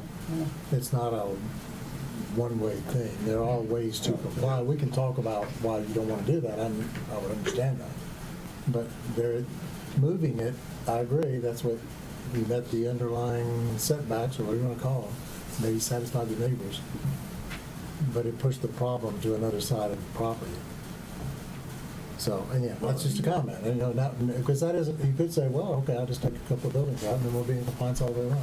Yeah. And now you've got that building much closer to the noise on Telegraph Road than the ordinances allow for. And with just the landscaping itself, That's right. The ordinance does require an underlying setback of 60 feet, but the PUD allows for consideration of something different. And so that's what's before you. But that difference is not stated? The difference? Yes, the degree of difference. It says difference. Is it 5 feet? Is it 10 feet? Is it half of it, 30 feet? it's up to us to decide how big the difference can be. Right. And that's the whole bottom line on this. Right. It's up to us to decide how much of the law to break. Yeah, there you go. This one, what is that encroachment? We're not breaking the laws. We're bending. PUD, no. No. PUD, we have. We're granting allowances. Yeah, we're granting This allowances. is, we The whole can, point is to not, of the PUD, is to not have specifics in some areas in order to allow for flexibility for the village and the developer to provide a project that makes sense. So, and it's a negotiated agreement. yes. But it's interesting that so did I hear it right that the R3, the more spread out R3 allows a closer setback from Telegraph? Yes. The 40, okay. So it's kind of inconsistent already. Yeah, and more density. R3 would allow more density, but in this case, it is less dense building. It's a difficult piece of property no, because it's. okay, R3 allows more density. More density, correct. Smaller lots. If I were to develop it as Okay, lots. I'm thinking about it backwards, sorry. So the All right. R1 would be the Yeah, yeah, yeah. biggest, and the R3. Yeah, okay, all right, I got backwards. So I'm just going to move forward Yep. so that Mr. Mendelson can give his portion of the presentation. We did look at the distances between the proposed units, so as you see here, 4, 5, and 6, just to get a dimension from the existing structures in the back. So from the house to the southeast is approximately 180 feet to the closest point of the proposed floor. And then there's this building, which is existing non-conforming because it's built within the 100-foot required setback for the R1 district. So there was some concern about proximity related to that. That's approximately 100 feet separation from building 4. And then building 5 has about 102 feet, building 6 about 133. And then building 7 over here, the distance between the setback of the R1 district is 100 feet plus the 60 feet to here. So this is a distance showing a separation requirement between the two. And then lastly, building 11 is a little bit closer than the 60 feet that was required for the other buildings. This one still meets its underlying requirement of 35 feet. It's set back 50 feet to the balcony and 60 feet to the dwelling unit portion. And to its closest point to an adjacent house is about 152 feet. So then again, this is where you get all of your open space from. And so we do a calculation to determine that they exceed the usable open space of the overall development. And then as a component of the entryway, there's signage that's proposed along a gate at the entrance to the site. So again, that's the existing Belleville Court. There'll be a gate shown here, and so we did an analysis to determine the setbacks of, for example, if the gate is closed. I'm not sure if I have that slide in here. But this would be an example of where we would, forward a site plan review to the fire marshal for review. But there's a significant distance between what would be closed gates and to where the property line is and where the passing traffic at Telegraph Road would be, so that if vehicles were stopped, they could turn around with the required turnaround with adequate access so that it wouldn't create a public safety issue regarding traffic there. So Now that you've moved house number 1 closer to Telegraph Road, does house number 1 and the gate infringe on one another? no, ma'am. No. Terry can speak more to that, Okay. but our analysis for, the plan review as of right now, there does not appear to be any indication of, obstruction or anything at this point in time. So the master plan density range, again, this is just reiterating what the underlying district requires. 4.67 dwelling units per acre is slightly above the range, and this is all designated by the master plan. So then the master plan also says for R3 that density is 2.5 to 4.3 again, and in this case 2.49 falls within that range, sorry. The housing goals of the existing master plan calls for the following. I think this is important to provide some guidance to the village council. We also have this conversation with the planning commission. It's important because we always refer to our master plan for guidance in these types of situations. So first and foremost is that it maintains low-density residential community character of the existing largely built-out neighborhoods. This was taken into consideration when we talk about density and the fact that a portion of it is slightly above. Ensure attractive, safe, quiet, and well-maintained neighborhoods. Allow residents to age in community for as long as they so choose, and encourage the availability of housing for young adults and families. Mr. Nelson can speak of the product that's proposed and kind of the intention for the type of homeowners that would be suitable for this type of development. The master plan recognizes the following: that infill development and redevelopment of individual residential properties should be compatible with the neighborhoods in which they are located without resulting in homogeneous architecture and design. Number 2, generally increased density may be needed to accommodate both affordability and lifestyle needs. Any increase of density should be located in the Telegraph Road corridor where traffic and visual impact may be mitigated. 3, zoning regulations should support housing types desired by current and future residents. Excuse me, did you write that? Sorry?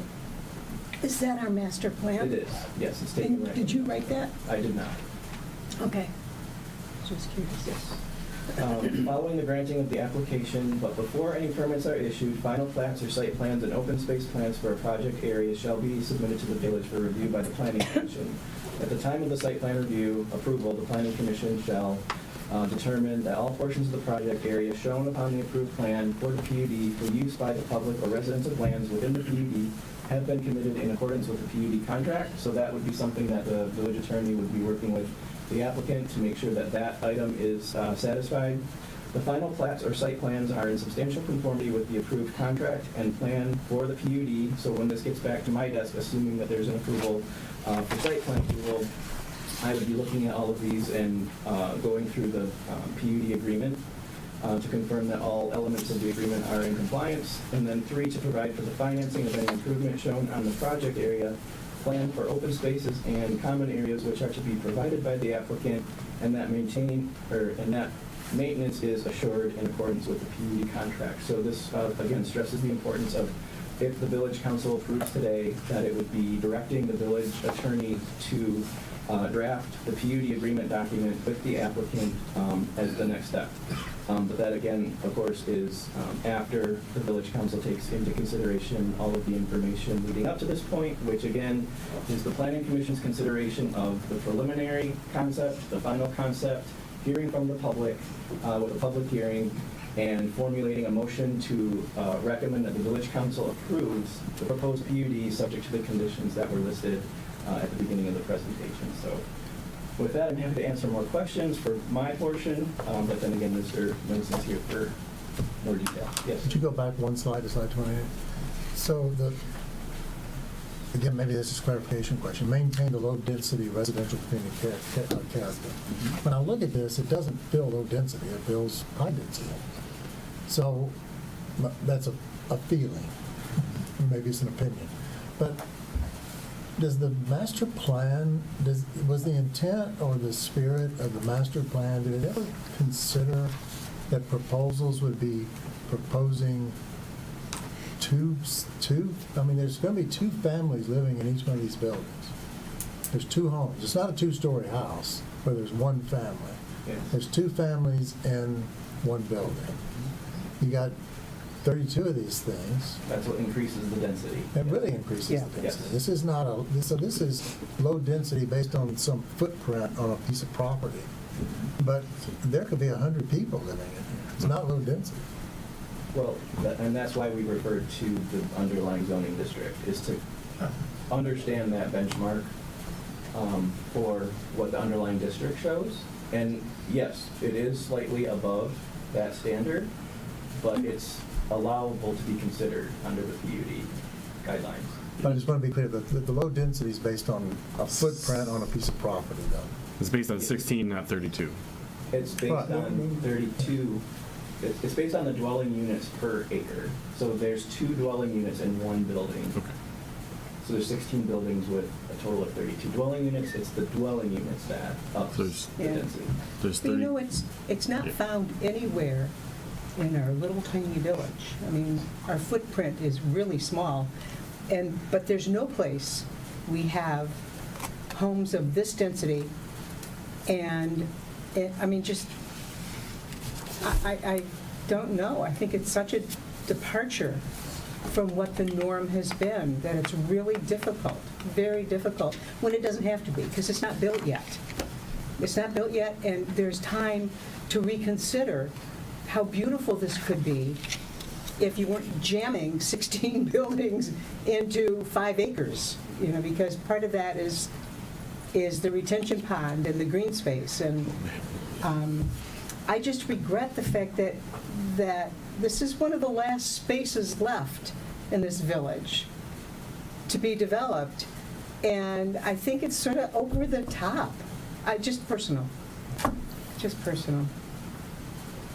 guess I want to be sure I'm clear on the math. Yeah. This is based on 32 units. Mm-hmm. Yes.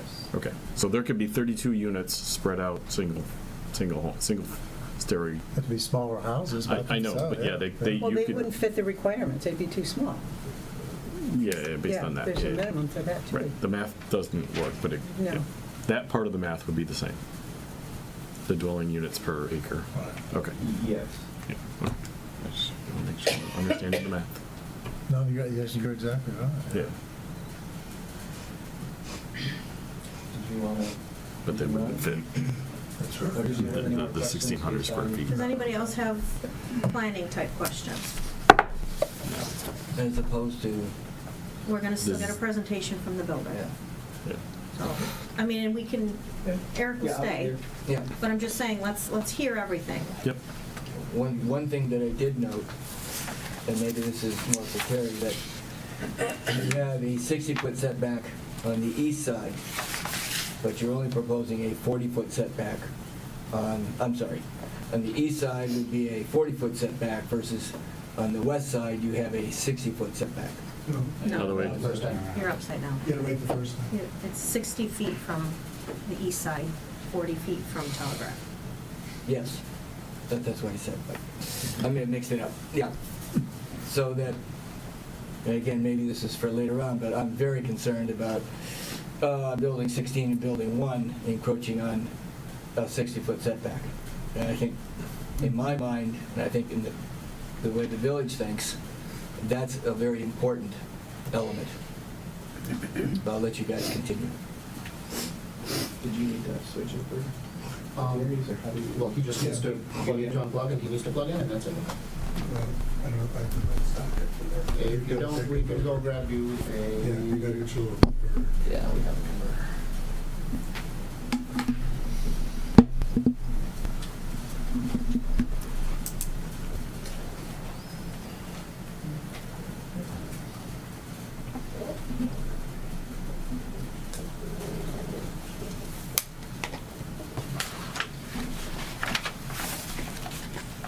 Oh, there she is.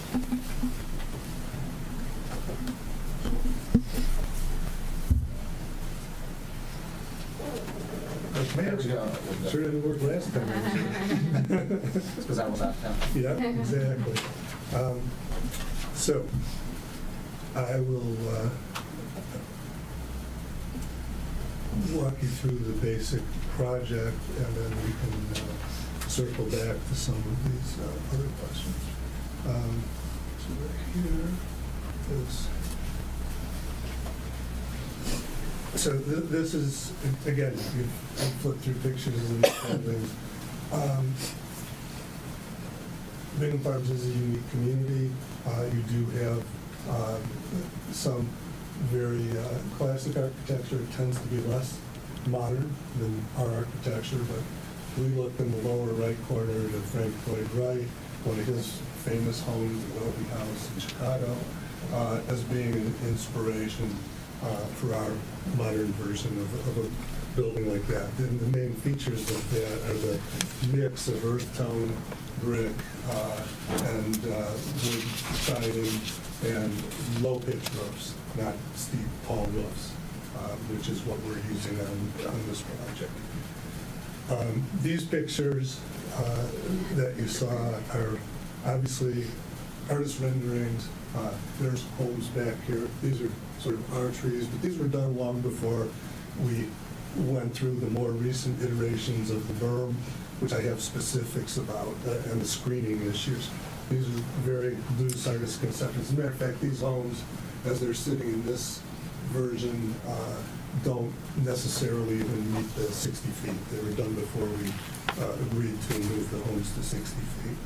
But these interior photos, we've got a couple of color schemes, a darker one and a lighter one. And these, the lighter one, are pretty representative of what the development will look like. One of the unique things about it is that this garage belongs to an entry door that's over here, and the entry door and garage to the home that's on the upper floor is around the corner, so it's not one of these condos that you're maybe used to where two people are sharing a front porch or a back porch. It's not like that. They're very well thought out and make for, I think, would be great living. So this is the site plan. You see where Eric's where I fixed that little porch. We redid the site plan slightly. I think this building may have even moved up and not been quite as much, but we're into that. We have the 40-foot setback there now. And then these are what he showed. We also reduced the size of the terraces, the covered porch on the back of the house. These are floor plan concepts. So this is a main floor. Again, this hasn't been changed yet to the new configuration. It's about the same square footage of covered terrace, but we made it a little wider and a little narrower so that we could help get that 60 feet from the adjoining properties. This is a little, about 2,900 square feet of house with a two-car garage, and this one has a stair that goes down to a portion of the basement of about 2,000 square feet, and that lower level will have high ceilings and be finishable to an owner's requirements. And if there's bedrooms, we might put egress windows on that would service just the lower unit. Yes. Yeah, is that a patio? This is it's a covered terrace. Could be screened in. We don't offer it screened in, but many owners do. And that's for the first floor unit? That's for the first floor unit, yes. And then the basement is also first floor? The basement is generally, there are a couple buildings, I think maybe two, that have an actual walkout where you could walk out, but most of them are either fully in ground and would have, or partially out of ground and might have a window well for egress, windows for safety if they were to put a bedroom there. We're not looking at having major ground floor entertainment space in the back of the houses. We don't envision that this particular customer would be using those backyards on much of a regular basis as they're marketed towards empty nesters. This is a later version that we did that just, it had one less bedroom and it made these great room areas a lot bigger, and it's some kitchen designs we were playing with. It's the same basic envelope of the house. And then this is the upper floor unit, and that's over 3,400 square feet, because, and I recognize this is maybe a little confusing to look at, but it has this little vestibule that's attached to the garage. He ran out of paper, so I put this here. So the garage is out here. There's this vestibule where there's a stairway and then an elevator, standard equipment with the upper unit. That elevator will go to the upper floor and also to a smaller portion of the basement. So the upper unit will have basement storage, or could do a hobby room and have a window well here if they wanted to. And then we've also have the space that's over one of the garages that we're proposing to deliver as sort of back in the day, they called it a bonus space. We're not really marking it up for anything in particular. So if someone wanted another bedroom suite, that could go in there. If someone wanted an exercise room, it's perfect because it's over the garage of the other, the lower unit. And we're very sensitive to noise between these units because these are high luxury buildings, and we will either have a precast concrete floor or a wood and concrete floor combination that will be very solid and very like a commercial mid-rise building, so that sound transmission will be kept to a minimum. We've also tried to pay attention to routing our plumbing and keeping our HVAC systems separate, et cetera. So the building is unique for this area, but it's not unique all over the country. This is one of the, I just wanted to highlight the things that we did in order to satisfy the first round of comments from the Planning Commission and our adjacent homeowners when we had discussions. So this is the group of buildings that are along the east property line, starting at 4 through 11, and that's the R2, R3 divide. And what we're showing here is that we've got that 60-foot line on everything except for this building, which is 50 feet. But once I get this building, that half could be at 60, this half could be 35.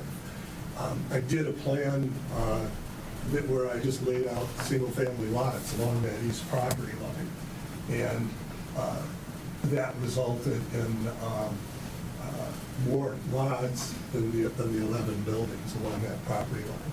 Spaced out a little more because the detention basin went away, but the mass, and those could all be large houses along the property line. So that was one of the things that we did to address that. A second thing, there was some discussion about the berm, and this is the middle-sized berm profile in here. And rather than a retaining wall, this is a landscape material construction. And what we're showing here is this 4 feet between the property line and what I'll call the toe of the berm.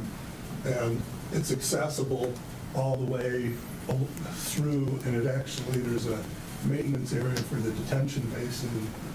One could take moors, a riding mower, or whatever, and go through that 4-foot area without bothering my adjacent homeowners. And that exists all the way through the back. I have a question. Is that where the underground utilities would be strewn along that 4-foot? No. Okay. Our engineering plan, which is available, it's in these packets, but the sewer and water are in the very internal part of the site. This site.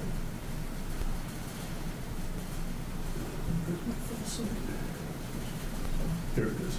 So sewer and water follow the road along this part of the site, and the storm sewer system is inside between the buildings, and the inside part of the berm is any storm drainage.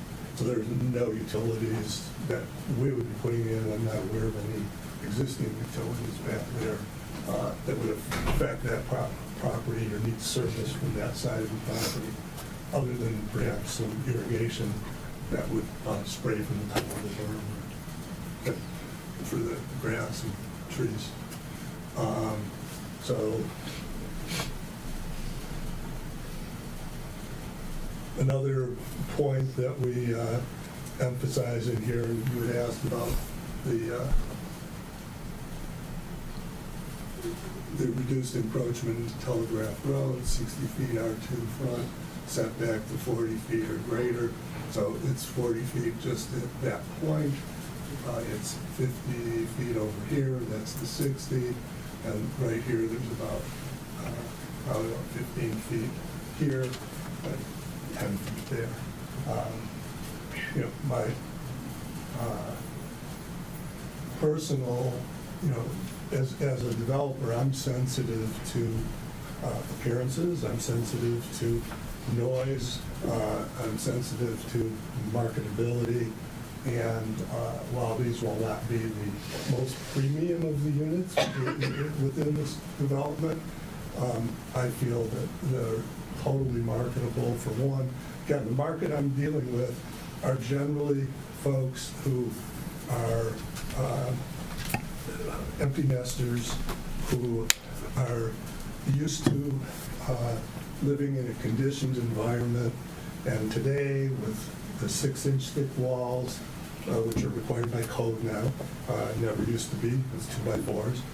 We have 2x6 walls, we have much heavier duty insulation, and we have high-end windows that are that make it very quiet. I'm not going to say that if you're sleeping on Telegraph and you want to open your window, you wouldn't want to buy that unit, I would guess. But if you don't, I think you would enjoy life in that building with no real detriment. So someone's going to select it or not select it based on their needs, their lifestyle.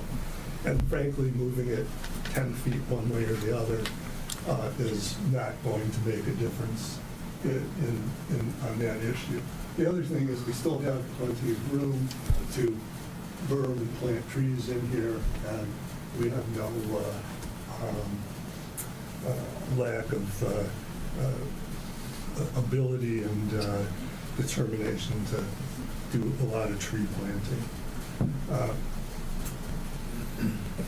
One of the things that's in this exhibit that you may not notice, so I highlighted it, is we've got a detailed list in here already of the landscape schedule. It certainly could change, but this expresses an intent. We use mature landscaping. We have 1,040 caliper inches of new trees that we're proposing.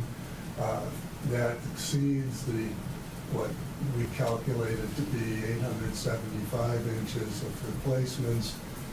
If the site is virtually cleared, which it will likely be in order to grade and put utilities in, your ordinance requires 350 2.5-inch trees as replacements based on the tree survey that we have. It will be updated, and we'll make sure that it is accurate, but I doubt that it will change much from that. So we've got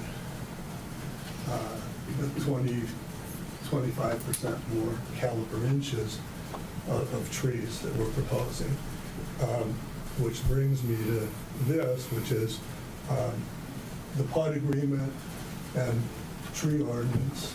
I've raised this with staff. I think we raised it briefly at the last planning commission meeting. So my draft PUD agreement presumes a consensus that the tree ordinance does or can grant credit for using larger materials as I'm proposing. Now, Eric reviewed that ordinance. I don't know if Mr. Gibbons has weighed in on it yet. I don't think so. He says, no, you got to plant 2.5-inch trees and X amount of 2.5-inch trees. That's his interpretation. And so I'm assuming that that's correct. I looked at this, and one of the things that someone had said at the fire meeting was, well, the PUD can't affect another ordinance that is separate from the planning and zoning sections of your ordinances. And the tree ordinance happens to be in place all of its own. So I point out your council can, of course, amend the tree ordinance pursuant to Chapter 6, Section 2. It has an amendment provision. One route would be to adopt a similar format to other local governments, and I pointed out that Bloomfield Township, Franklin, give you credit when you put bigger trees. So you can put a 5-inch tree, and it might be 2.5-inch trees. Sometimes there's a little difference in their formulas. So one thing, you could do that, but you may not be prepared to go look at your ordinance and deal with it at this point. Another path, I would think, would be amending it to empower council to grant exceptions to the ordinance as a condition of the PUD. So, and again, your ordinance amendment process, however you would do that to accommodate this, if you chose to, I think there's a way to accomplish it. But I don't think I would want to be, or would be planting a 2.5-inch tree on this entire site. Well, I like to have plantings that are mature when we deliver the product. Not overcrowded, but mature. So we don't use much less than 4-inch deciduous trees, 10, 12 foot on pine trees. We don't use small material. And we would certainly like to, we've got 1,000 caliber inches of it, and we'd like to do that and have an accommodation for that. Lastly, there was a piece and a condition that talked about scheduling. So I put together this schedule, which I'm more than happy to talk through, and it can be part of the PUD agreement. I don't know if the time frames are necessary in the PUD agreement, because we don't want to cause a situation where it defaults. So, but that's our intent, is that we would commence when all permits are available, and that this development period would be, a 6 to 8 month period, again, depending on seasons and weather.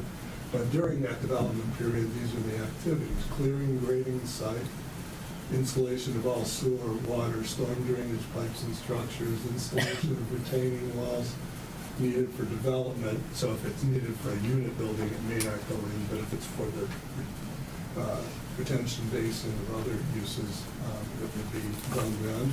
Roads paved, common area walkways installed except for sidewalks in front of unbuilt units. Service road for the basin installed. Perimeter landscaping along the east property line. Buildings 4 through 6 installed prior to issuance of a building permit on those sites.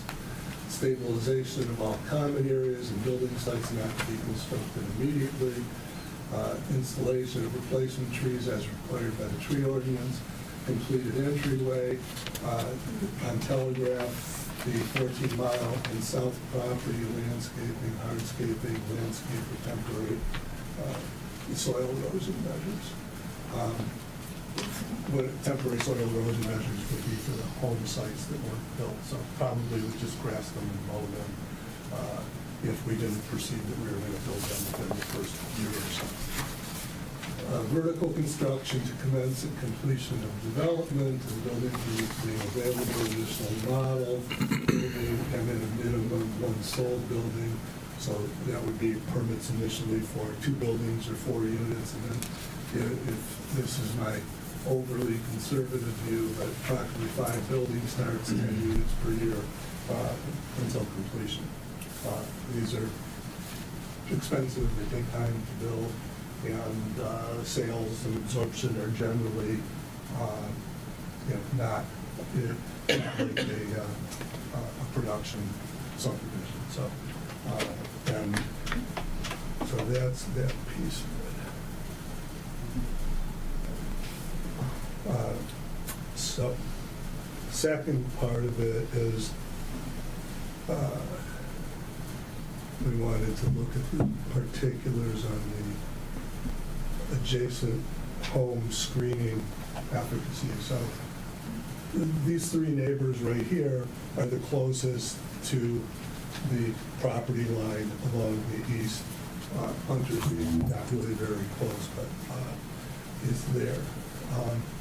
So what these drawings show, so I overlaid an aerial here with a scale drawing, and so this is Dr. Durkin's house. This is the one that Eric said is not, it should have a 100-foot setback. For whatever reason, it's non-compliant. So it's just under 40 feet from this property line. And then that these owners will get in the future would be what comes off at the top of the berm. So very little. But, so this shows that view for that building. And then this one shows a similar, is this the same? I'm sorry. This one is the same view, but I overlaid it on the landscape plan instead of on the aerial photo. That's the only difference there. And then this is, at completion, we're saying maybe see a little bit of the buildings through these trees. I know that one of the things that was language that came there was an opaque barrier. I don't know how opaque they can get. It's pretty opaque over here. Within a couple of years, and my landscape contractor said these size trees. So this is hitting onto the maximum that is really practical to bring in and have a good chance of survival. So then we go to the more southerly property, the Tokaj, and their house is much further away, and just normal geometry, it's further away. You can see Overmore. This building is about the same height as this would be building 4. The other one was building 5. They're about similar height. This is more of a full walkout. The other one, the ground was up here, but it makes not much difference from the adjoining property, whether it is or isn't a walkout. And then the trees, again, more mature plantings, barely see the building, and barely see much of it even before the date of installation. And again, I laid this over the landscape version of the plan. And then this is same thing, first year, and then finished. And we had scheduled, or not scheduled, but we talked about talking, because I sent this to them a week, 10 days ago. But we haven't had a conference yet. We will have a call about it, so we'll talk it through. And then Hunter, so this is more typical of the rest of the, so those two homes are the only homes that are set way back off of Bingham Road like that. So Hunter is typical, and wish I could read it. I think it's 200, so close to 300 feet down here. They could build up to 100 feet from the property line if they pleased, for whatever they were doing. But they're back there, and this is the view plane for that building. And it's similar to the other two. But the actual, and I don't even have an artist rendering, because the view from there, I don't think you'll see much but trees. So, and then this was the summary for that screen. So, Gherkin's building, and we've got 3 different birds cross sections. So, this building, the ground elevation is 770. This is 773. This one's they go up as you go to the north. It's 776. So this is a 9-foot berm height on the furthest south, and 7-foot berm height on the 5-foot berm height. So those are the,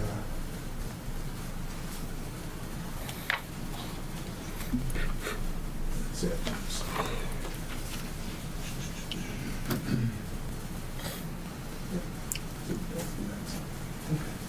So that's that piece of the presentation. Other than that, we were, I think that Eric did a great job of presenting what is in front of you with the PUD. Remember last time this parcel came to you, it was a combination of an office building and assisted living housing, which could have housed, I don't know how many people, it might have been 100, but mostly elderly adults, not vibrant empty nesters.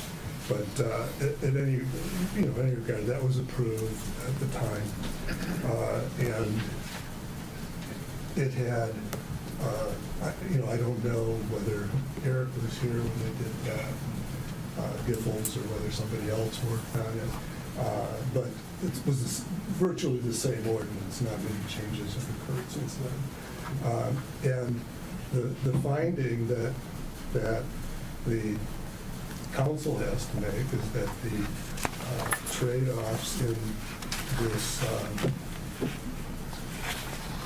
this ordinance, because we're providing something in the master plan here that, as Eric's slide pointed out, one part of the slide talked about being consistent with existing village housing, et cetera, but the other slide talked about serving housing needs that are different and higher density, and it talked about that as being adjacent to Telegraph Road would be the only place you have an opportunity to provide some higher density housing that might appeal to people within the village who want to stay in the village, that don't want the maintenance and headache of a large house and lot. So that's the piece of the master plan that we're looking at filling and servicing here. So this is just a summary of what Eric already told you. The density is consistent in Giffords' opinion, the master plan. Their opinion doesn't count, my opinion doesn't count, your opinion counts. But you have a master plan, it has a certain amount of guidance in it, and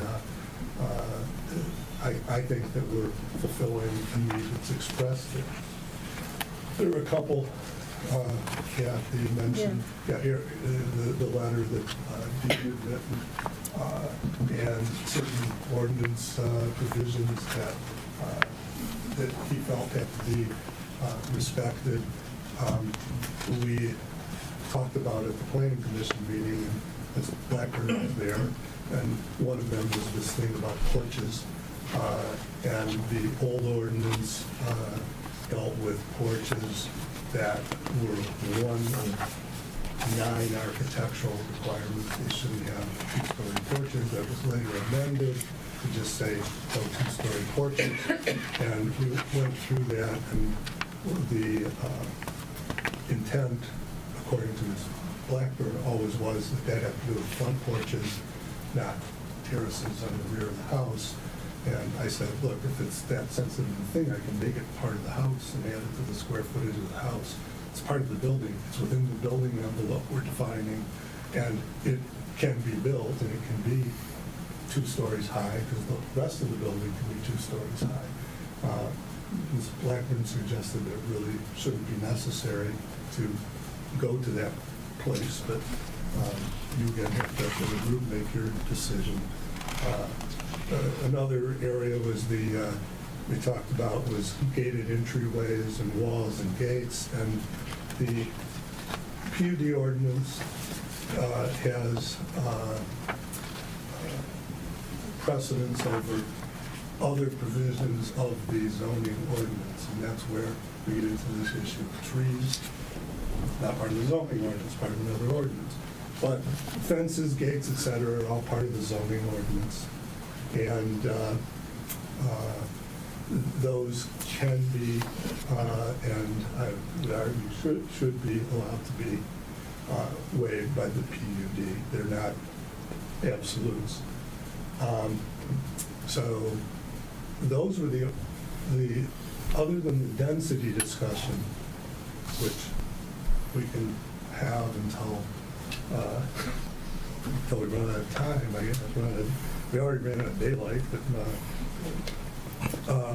those were the things that were in Dean's letter that needed to be addressed, and the four planning commissioners who were there in that meeting felt that our proposals were reasonable and either compliant with the zoning ordinance or were in the category of the PUD gives us the latitude, should give us the latitude if the village deems to deviate from those areas of the ordinance. So while I respect his time, he took his letter, I understand that he couldn't be there, the 4 out of the 7 planning commissioners found that they were fine with what we were proposing. And they made a recommendation to you, but it is only a recommendation to you, and you get to actually do this de novo, right? So, yeah. And I sense is you're trying to help us interpret what our rules are, which I appreciate that. Eric tried. I appreciate that, yeah. So now you're jumping on it. So, Yeah. But I guess when you say that you have leeway and flexibility, what are the limits? And this is where I have a problem, because it is just wide open. You have flexibility, and that is a foot, 2 feet, 10 feet, 100 feet. Well, This is what we have to decide. Sure. And where else is this in our village? Where else have you built this style community in this area? Houses are 25 feet apart type. Well, houses in a lot of areas are 25 feet apart, even with large. $2 million? I'm at. I know Northville has a couple, but they're not 2 million. I'm at 32 feet in Bloomfield Township, 16 feet per side. And many times we max out the lot. $2 million though for that in township? No, Bloomfield? more. More? More. I'm on the On front, Telegraph? I have 11 homes on Franklin Road that. That's yours? Yes. Ah. And those 11 homes have sold for, numbers all in excess of $2 million. Not on Telegraph. Well, and that's the point I wanted to make in terms of the master plan. It establishes that if you were to develop this type of product, that it's required to be on Telegraph for the master plan. So that's why you wouldn't see it elsewhere within the community. The master plan doesn't. Unless they could get away with that. Get away with it. I'm saying, they're good, it's nature, it's just nature. That's what the master plan establishes, Yeah. but we wouldn't go against the master plan. That sets the guidelines for a development like this not being able to be developed elsewhere in the community. It still doesn't have to be. Exactly. And we're But- stating it as though, because it isn't, that it's a free pass. It's not a free pass, Yeah, no. so I'm just concerned. Once we open the door and set a precedent, even though it's only on Telegraph, it just, somebody's going to try and make it like they did at Lot 1 on 14. Well, that's a perfect example there. 8 houses going in. It Well, they doesn't tried. qualify for a PUD. Mhm. The master plan is sensible in that it directs someone like me to look at this spot and say, oh, they're looking for somebody to do something creative here, to do something different here. Right. They already recognize Right. this is not a proper place to put R2 and R3 lots, the little Deauville Court never got built out in its existence, and it was conforming R2 lots. And the market said,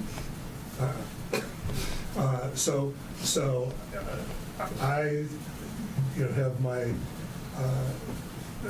eye on product, and more than that, the customers that are out there that want to be in communities like Bloomfield Township, Bingham, Franklin, Beverly Hills, Birmingham.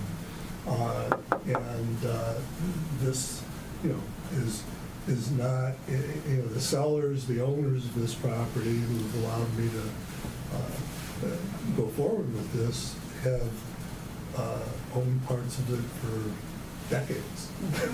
Decades. And they want, they went in knowing it was R2 and R3, and they had to take their chances with it. But at this point, based on the master plan, they came in once with this other PUD for office, and they felt, as do I, that this was an appropriate and good use, and I wouldn't have started down this road if I hadn't felt that we were absolutely trying to serve the intent of your master plan and to deliver an innovative product. An innovative, by definition, means it may not have been done somewhere else yet. Well, it would be helpful if we could flex a little bit on the number of units. That would make a huge difference. So that's up to you. So, I don't know if you're aware, there's a project in Bloomfield Township right now that's going forward. I think it's going forward, last I looked, on Telegraph, just kitty corner here north of Temple Bethel.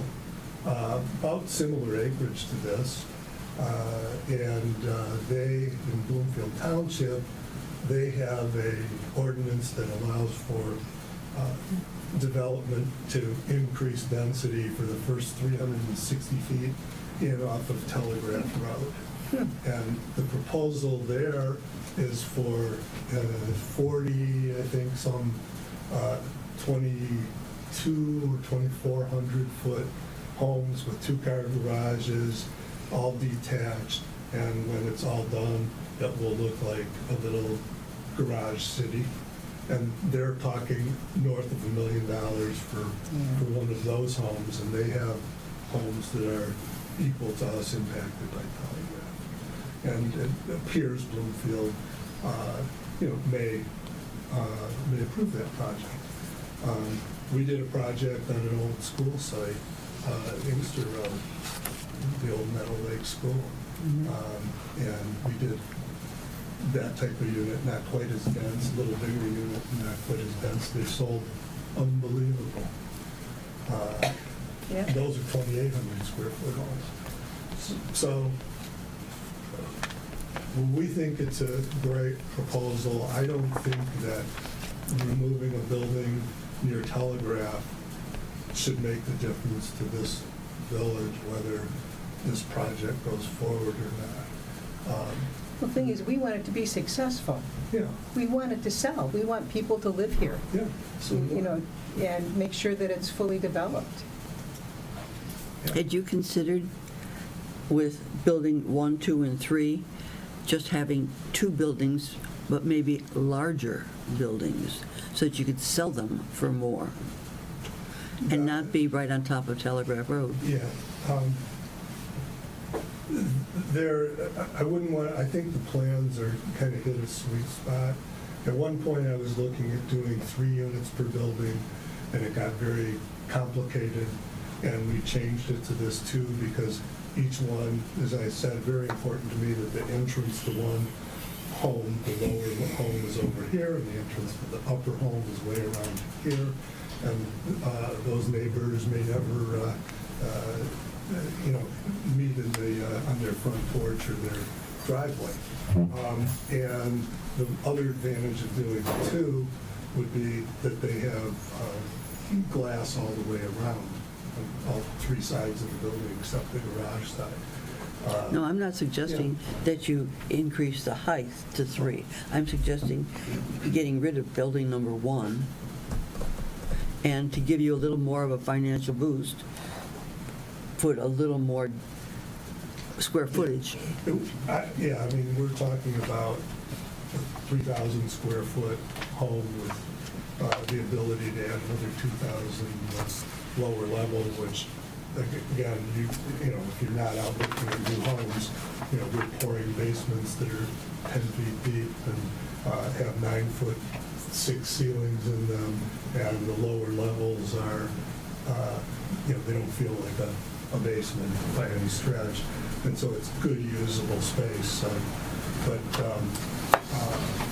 I hear you. If I did it, it would only be I would just as soon look at losing that building and just spreading it out accordingly.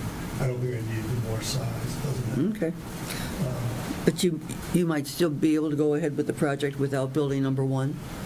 Depending on my land sellers, to be honest, because this is, you know, I'm paying what I consider to be top dollar to them based on 32 sites. I don't have room. I don't know if they're willing to bend whatsoever.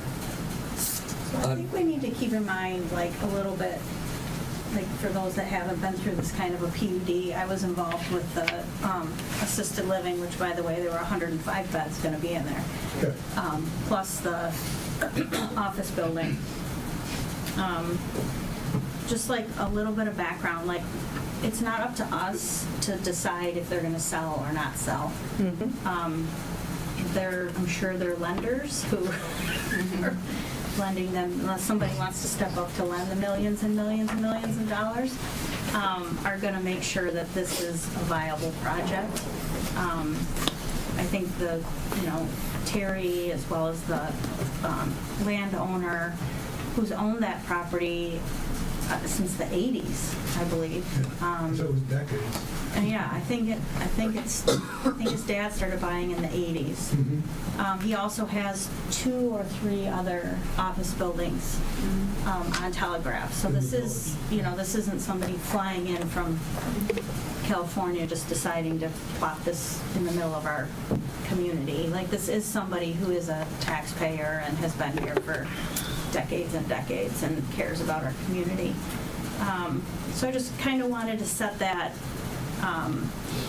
groundwork for, like, what our purview is here and what our purview is kind of not. They have a lot of people that they have to satisfy as well as us. So I'm not saying yay or nay. I'm just trying to educate those who have not been through this process before. I would also encourage everybody to, when we keep talking about density, and I understand that, you know, people feel it's too dense, but, you know, picture, Outland Trail or Bingham Woods, you know, when those came through. Like, I think in our head we're thinking residential. Bingham Lane is much different. It's not on Telegraph, and we do have communities within our community that are really high density, more dense than this. So I just think those are kind of things to keep in mind as you're thinking and discussing. Number of observations and questions. One thing that I haven't seen yet is how tall are your buildings? Buildings are 30.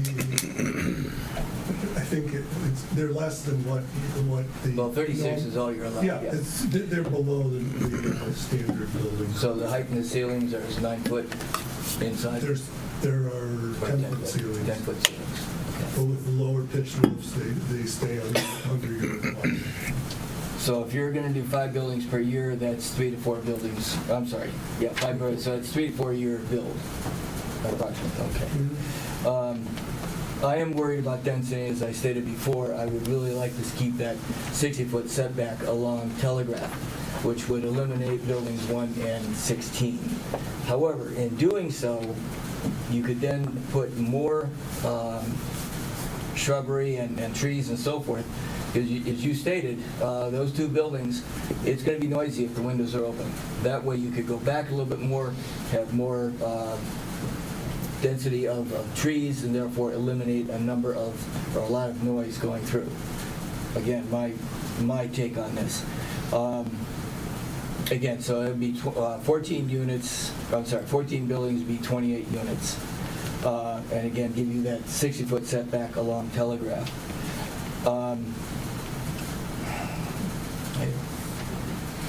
Do you have anybody who's interested in this at all, in purchasing? Has anybody done any? Well, yeah, even though we it's do not our our- market research. I have reached out to our list of homeowners and people that we know that are in the market, and we've gotten favorable reviews. Okay. Nobody's going to. So there's some activity there. If I'm correct, I think I am, but in building something, we're not allowed to change, or the builder's not allowed to change the grade more than 2%. And I know that on the north side, there's a huge hill there that then tapers down back to the south side. So you're going to take a lot of that hill out to put in the retention pond? Yeah, Are the you going to detention have to? pond is going to be sort of shelved in there. The upper part of it is retained and then it's built up on the lower end in order to make it function. So from south to north? Yes. Okay. One of the things you talked about too was you had 3 different sized berms along the west side. And my thoughts were, why not make it all 9-inch, or 9 foot, but then you probably want a little bit of, sort of looking for, a variance and make it look a little bit more attractive. Natural. Yeah. And I have, what you did say was you're pretty much going to clear cut this place in order to put everything in. Yeah. And that's why you're proposing all the extra trees and so forth. Correct. Because I do know on the east, north end, there's a lot of shrubbery. Were you planning on leaving some of that or just taking most of that out? We have a tree survey. We really haven't gotten on the ground to look at it and see whether there's anything that's really valuable. For most of what I have seen, and the tree survey needs to be updated because they did the formal proposal, did it. I didn't redo it yet. We will, because things are probably wrong some things too. But most of those trees the best trees are good. But not great. And the worst, yeah, and we often fear poor. They've been there for at least 40 years. Yeah. Anything else that I have here? Let's see. Other than I'd love to see it down to 14 buildings. Yeah, because we basically have 3 acres that are not buildable. Another question. So you are planning on putting in gates at the front entrance? Yes. What about emergency vehicles and deliveries? They've said, the fire marshal has said that as long as we have a Knox box, which is a key box that they're used to using for the gated communities, that they can get in and out. So somebody's going to have to run over, unhook it. Okay. So And then and we also, they will be electric, and they will have the newer state-of-the-art systems that you have when someone pulls up to it. It can contact them on their cell phone if they're a stranger, or you can give the mailman a code, and the mailman puts in his code, and you know that it was the mailman that went in, and if it wasn't, you know he's giving out his code to people who shouldn't have it. They're pretty sophisticated, although unmanned, but they work really well for the homeowners that have those systems. Let's see.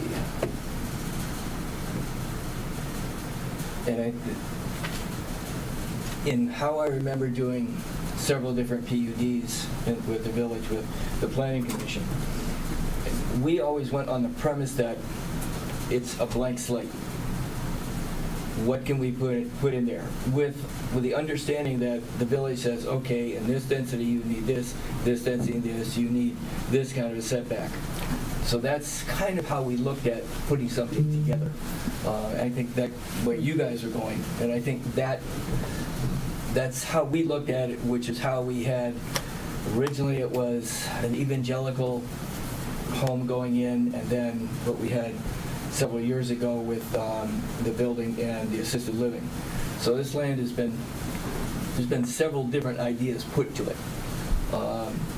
We even had, I think it was Robertson Brothers came in, but it was only on the R3 portion of this to put in townhouses,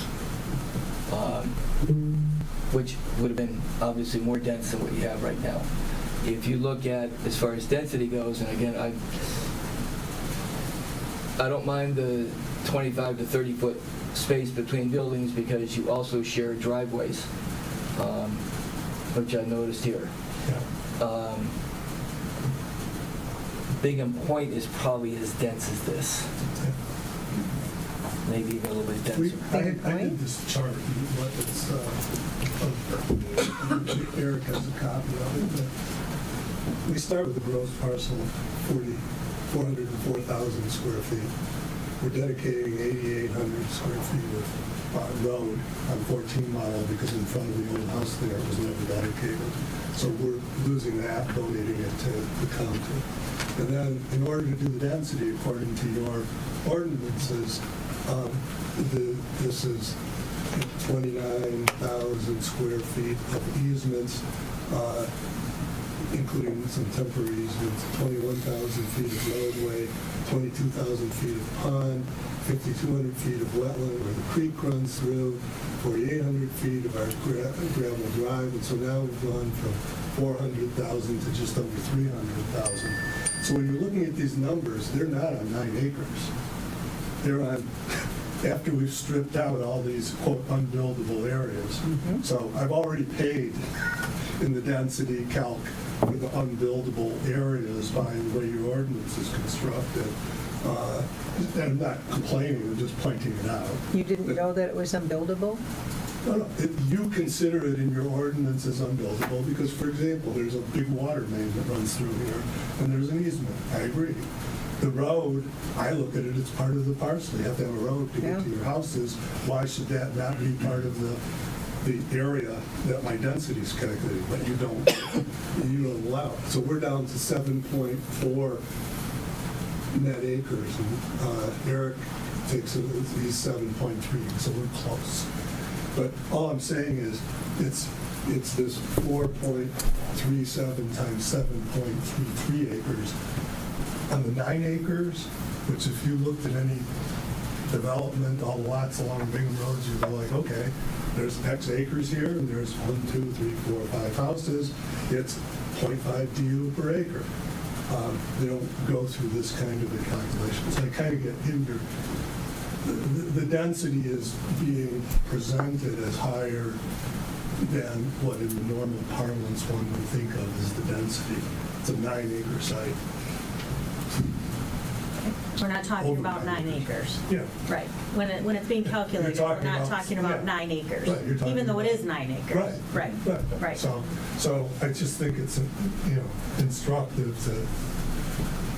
And just to kind of piggyback on that concept too, that the PUD ordinance requires PUDs to maintain a minimum of 20% usable open space. So, for example, you can't consider the area between buildings as usable open space. So it's the open space around the parks, or the trail, the area around the detention pond, and then behind the homes.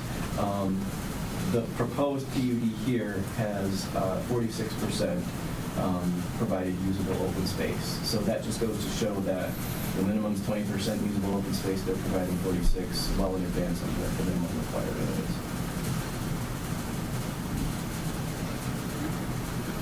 But all of that buildable, that you just referred to, that 46%, is unbuildable in the first place.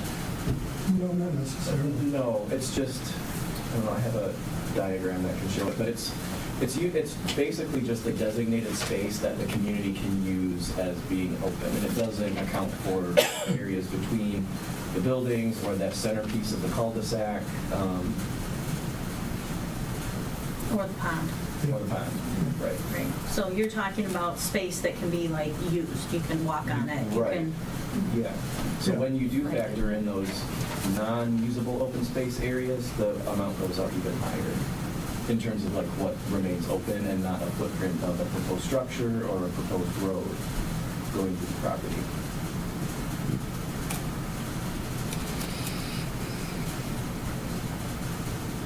So 20% open usable space is required, And they provide. and they're at 46. Yeah.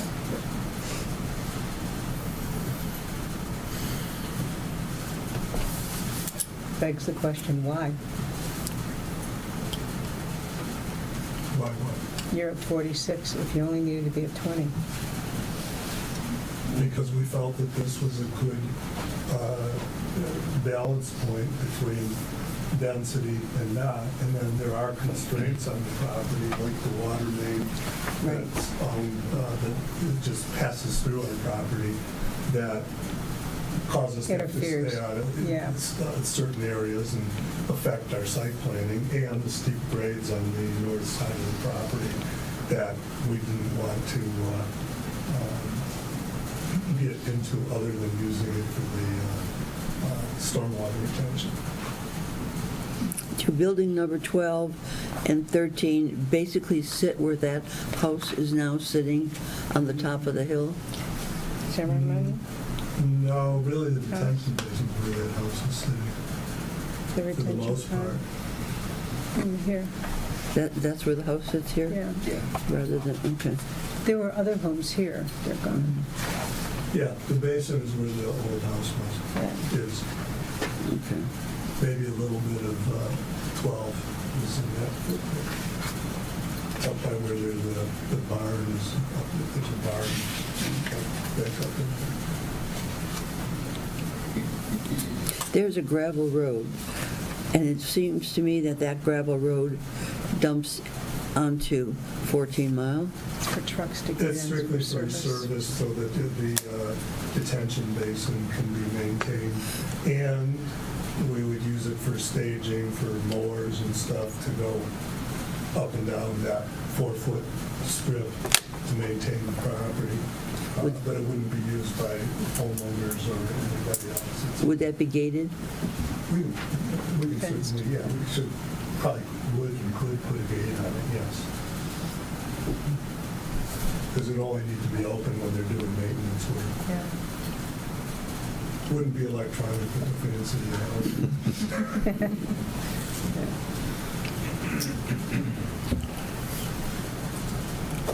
Another question. You haven't proposed putting a fence around the west and south side, have you? No. Okay. No, we understand that that's not something that the village is interested in. Yeah. Or the homeowners. Or the homeowners, yeah. Because we do have a number of wildlife that will traverse this area. Mhm.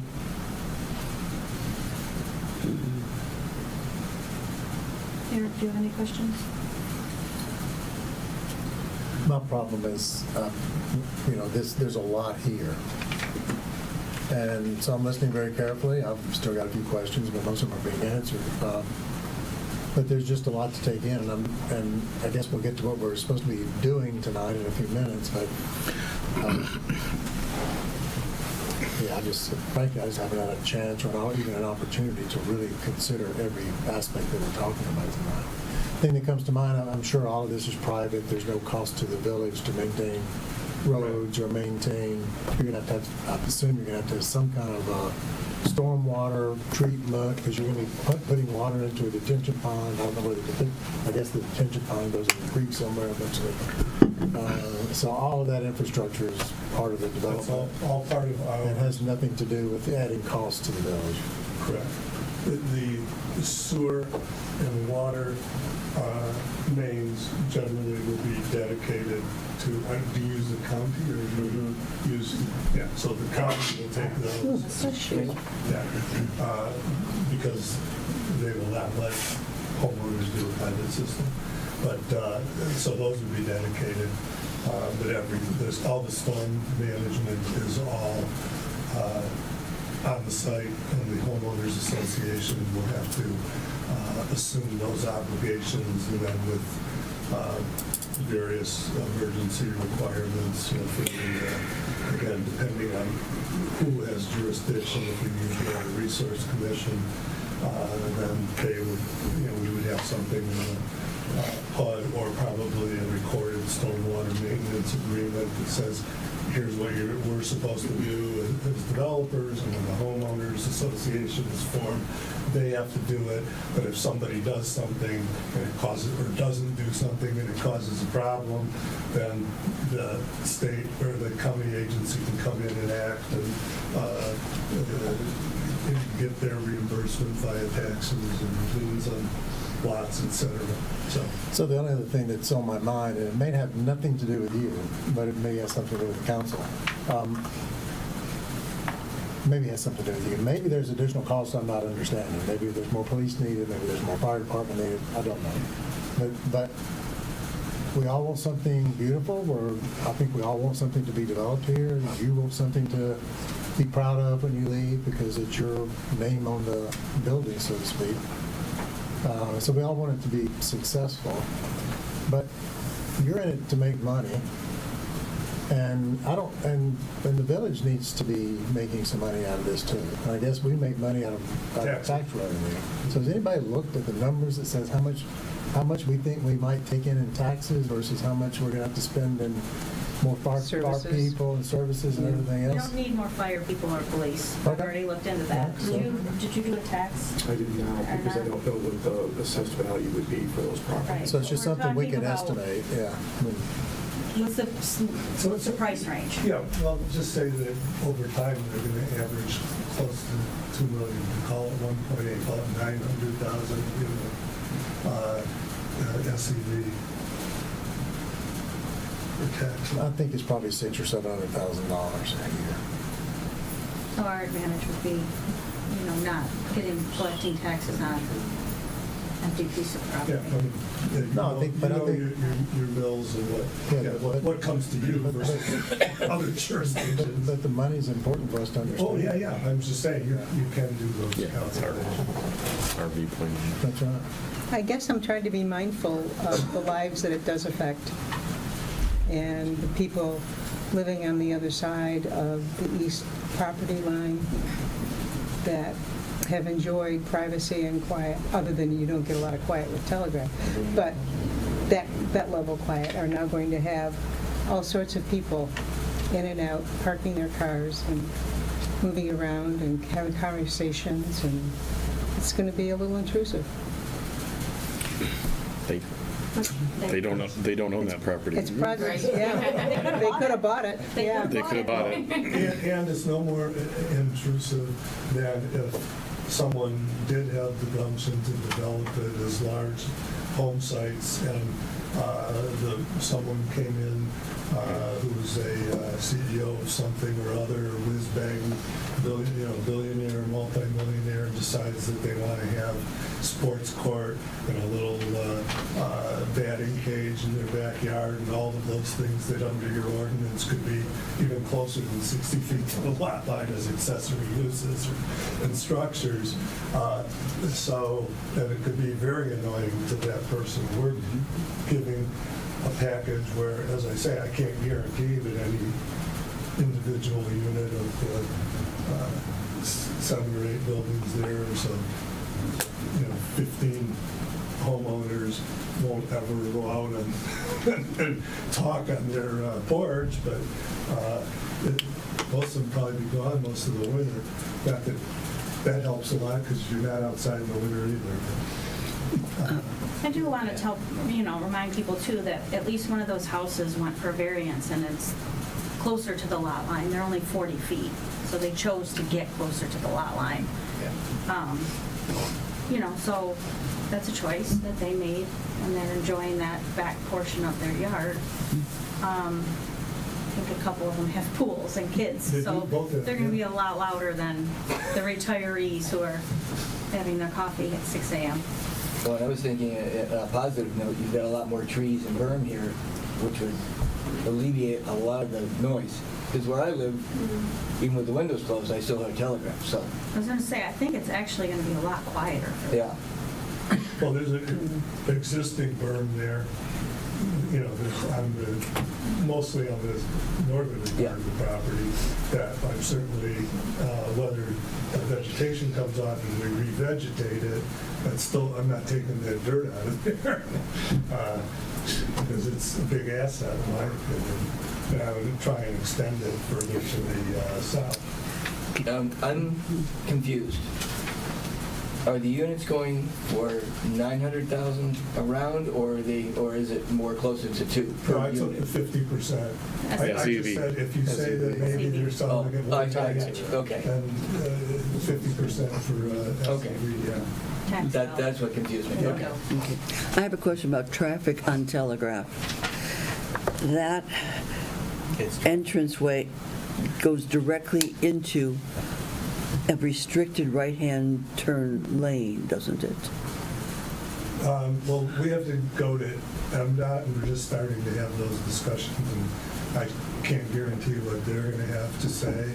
And if they say I got to change entry geometry or do some revisions to the road, I have to deal with that as it comes, because neither you nor me can change their mind. Because I know when I go from the north and I have to try to make that U-turn to come back up to 14 Mile, you can't get in the traffic. It is so dense. And adding now 65, 70, 100 people in this spot is going to pour more people out. Well, we did have I haven't had a study done because I was asked to, and my traffic consultant who I engaged has said MDOT's not going to want to even ask for a study because we're like a minimal drop in the bucket. It may seem like a lot, but it's nothing. But they will look at movements and potential accidents, and they will. I'm bracing myself for whatever they'll come back to us with. In which case I may have to come back to you and say, here, I have to change this. I think there was some sort of traffic study-ish done for the assisted living. I think, last I heard, I could be wrong, but there's like 75,000 cars that go down Telegraph a day, something like that. So At least. even at 100 residents, plus the office building, plus all the workers that were going to work in the assisted living and the office building, plus the visitors, and they were just like, Yeah, well, I talked to the same. Nothing. I talked to the same lady who did that traffic study for them, and I asked, retained her to work for us, and she said she did not have to do a traffic study for them. Yeah. On the other one. There was discussion about the Teeny tiny geometry of the amount. entrance. Yeah. And they were moving the entrance further to the, closer to 14 Mile. Was part of their plan, and they were relocating that water main. They were very... Yeah, they were relocating the water main, and there was going to be 14 Mile exit and entrance as well. Yes, and they were going to enter 14 Mile, and it was much more intense. Yeah. Where would these first 5 units that you intend to build, which ones would they be? I really don't know. It wouldn't be number 1, would it? It might be, because, see, I like to have a model building that's visible, accessible, and we may keep, and if I keep it until the end, it becomes much more easy to sell when that's all that's left. I have a friend who can literally, I would think he can afford to buy just about anything he wants. And he was looking at a community in Florida, and the only lot they had left that would fit the house he wanted backed up to the main road.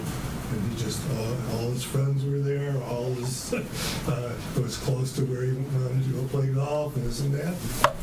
he bought it, and I go visit him and sit in the backyard, and I hear the traffic going by, and they do too, but, so it may become the model building, that or the one to the north of it. Eric, would you be conducive to maybe not voting on this tonight, take a month to think about this, and for you, Terry, to seriously go back in your mind and think about the density? Again, I would love to see 1 and 16 go away. If that would be doable, wow, I think that would then pull everything else a little bit further apart and make things a little bit easier for building. So is it, because the setbacks were the other concern too? Setbacks is the other concern, yeah. And that would then give you a month, give us a month of, that's a lot of stuff here that we digest, and we haven't even looked at this thing yet, so. What's the April meeting date? 27th. Oh, I'll be there. I don't have to come in special. No, I don't know how, like I said before, my problem is it's a lot of information. Eric and you've been great, so we appreciate the help tonight. But I'm kind of like DE, I'm not sure I'm in a place where I feel like I'm even able to vote one way. And I don't want to vote no because I don't understand something. Fair enough. Now, I don't know what we do in the meantime. We haven't Make been sure we get moving everything answered. We haven't been moving at a lightning pace. Well, I'd like to go, and what we've got the pod sort of shaped up, and depending on how you guys work with the console, maybe we can get that in better shape so that you've got a good idea of what that will look like, and then it will address these concerns, and you really won't have any conditions, because the conditions will have been incorporated. That makes me feel even better, yeah. And the site plan, we'll see what tweaks we need to make. I guess from that standpoint, understanding process, I think, Kevin, you said like 5 steps, but really there's 4, okay. Planning Commission approved it, we approve, I'll say. You do approve the project overall, but the motion you would be making Is the intent, but is to approve and direct the attorney to right to make the final. So we approve the intent is the next step. Basically, like this is the direction it's going based on intent, and then the final approval is after everything is all the I's and T's and everything is done. Yeah, and I have, as I mentioned, the HRC has the site plan, the revised engineering plans, and we will probably get a review letter from them in the next few weeks. Right. And we can't go back to his folks until we have that review letter and the PUD agreement with them. And then one other component would be that all site plan reviews would go before the planning commission, right? Or maybe. Yeah, that's what I'm saying. So it wouldn't be like an administrative, it would be before the planning commission. Yeah, public meeting. Right. We still got a little ways to go. Okay, so I'm hearing that we're not ready to vote tonight. So what I would like is, if questions come up, if we could get those to Jamie, so that Jamie could get answers, so that hopefully next month we're ready to vote, but people aren't just hearing new information and feeling overwhelmed again. So if something pops in your head and you have a question, please just shoot that to Jamie. And then you can do an email blast to us, just so that. And can we impose upon you to really sit down with your pencil and say, if I got rid of building 1 or relocated it somewhere else on the property, at least, I think 16 I could live with, but 1 is the one that's really hanging out there. I've got to sit down more than a pencil. Well, right now you used an ink pen, now go to a pencil. And the bank. Oh, okay. I have a question. This is on the agenda. I wasn't able to talk at the public, or the open meeting. When do people get to talk about things that are on the agenda? Public comment now. Well, that you should be able to now. Do you want to just make, you have, I just have some I'll comments. give you 3 minutes. Thank you, appreciate it. Please state your name and address. Thank you. Good morning, or after meeting. Good night. Is it after midnight? By the way, that clock is wrong, just so everybody knows, it's I know. 10 o'clock. Go ahead. I have said this from the very first meeting. I'm on the planning commission, and overall, something needs to go here. I believe condos, or this is a good plan in theory. I just have some structural problems with it because, in my opinion, it doesn't follow the rules. That doesn't mean it can't be amended to adhere to the rules, but this concept that the PUD is totally flexible is just wrong. There are certain requirements that are required, such as it's got to be on Telegraph or 13 or 14. If I tried to do this at Bingham Road and Bingham Lane, you guys would say no. Why? Because it's in the PUD ordinance that you can't do it. So are so many other things in that ordinance, such as the density drawn into by the reference to the master plan. And so I do not believe the density is negotiable. I would just like to note that the open space concept is different than the coverage of the lot. Those are different calculations, and they're different sections of the requirements. One requires 50%, one requires only 20%. And I know we were dangerously close to the 50% mark at 48%. I just don't know how that was calculated. I have a lot of faith in Eric, but sometimes, you just need to see how the math works out and what the calculations are, especially when we're talking about 2 percentages. So I'm not necessarily opposed to this, and I live right next to it. I didn't appear on the little thing next to the Hunter's house, but I am a neighboring property, and again, I really appreciate what you're doing. I believe this will be a good development if it is right sized to fit the rules, and that's. So you're Dean Nelson. We've used your name. Yes. So I've gathered you're Dean. Okay. Yes. So thank you very much. Admiring your work. Thank you. Is that Thank Dean? you. Yeah. Okay, so our next meeting will be April 27th. Yeah. So we need a. Do we need a motion So for that? I would move to, do I table? Or is the table not right? Move to adjourn. Bingham Road PUD, consideration for approval with conditions to our April 27th meeting. Okay. Is there a second? I'll second. Any discussion? All in favor? Aye. Any opposed? Motion passes. Thank you all. Thank you so much. Mr. Nason, thank you very much. Continue to work through it. Thank you. Okay, thank you.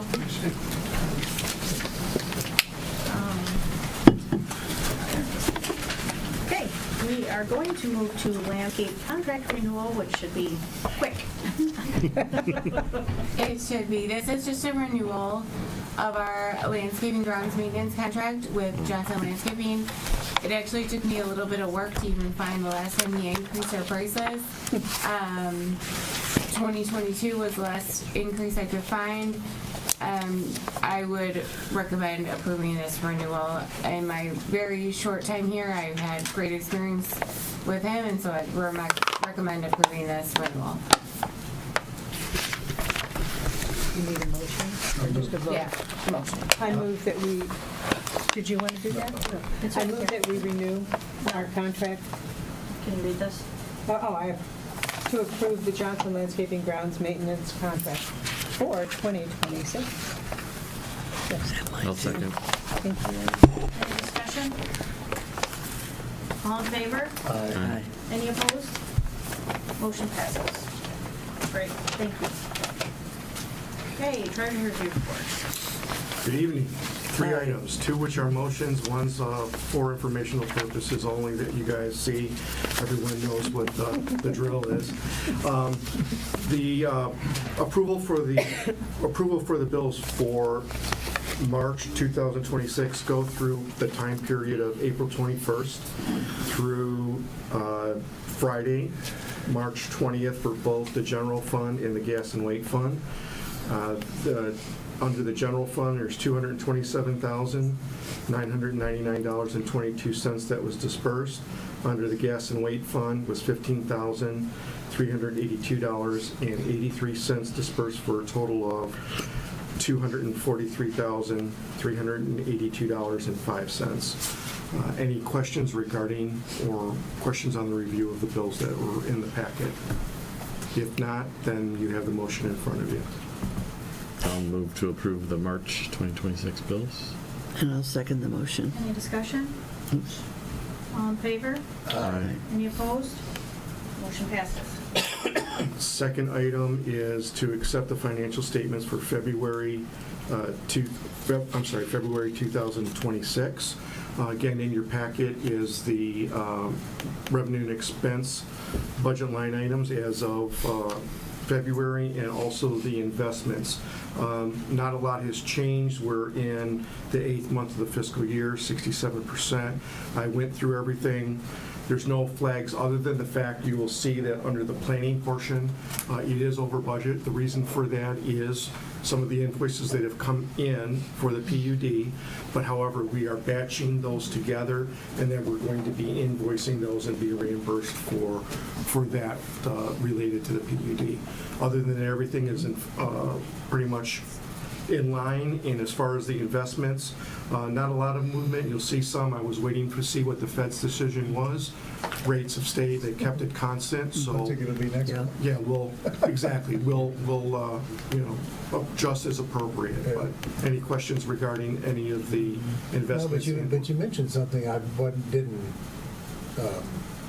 didn't glean from any of the work I was doing. So we're going to get reimbursed for any of this work that we're paying, I guess, to our lawyers for the FUD? Is that the way I heard that? Yes, my understanding is Okay. that we are reimbursed for GIFLs. We're reimbursed for anything that HRC does. Any of this work, okay, so you That's can show related. it however you want to show it, but in the end, it's a net zero. Right, it's a push. I'm having it has a file. He's keeping all of them. I'm reviewing it.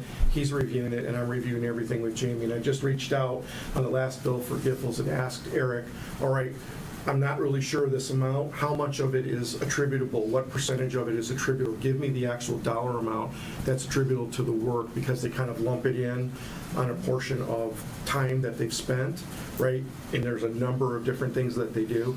I need him to give me discrete line items that say this is a specific amount, so that we can keep track. I'm glad that came up. I didn't realize that. I'm not sure I would have thought that, so that's good. But, All those patterns, just like it's similar to when somebody's building a house in a neighborhood, they pay us an escrow account, which we use to pay engineers and planners to review their plans. Same thing, this is just bigger. But it's not really a pass-through. We're paying for it, and then we will bill. Being reimbursed. Reimbursed. Yeah.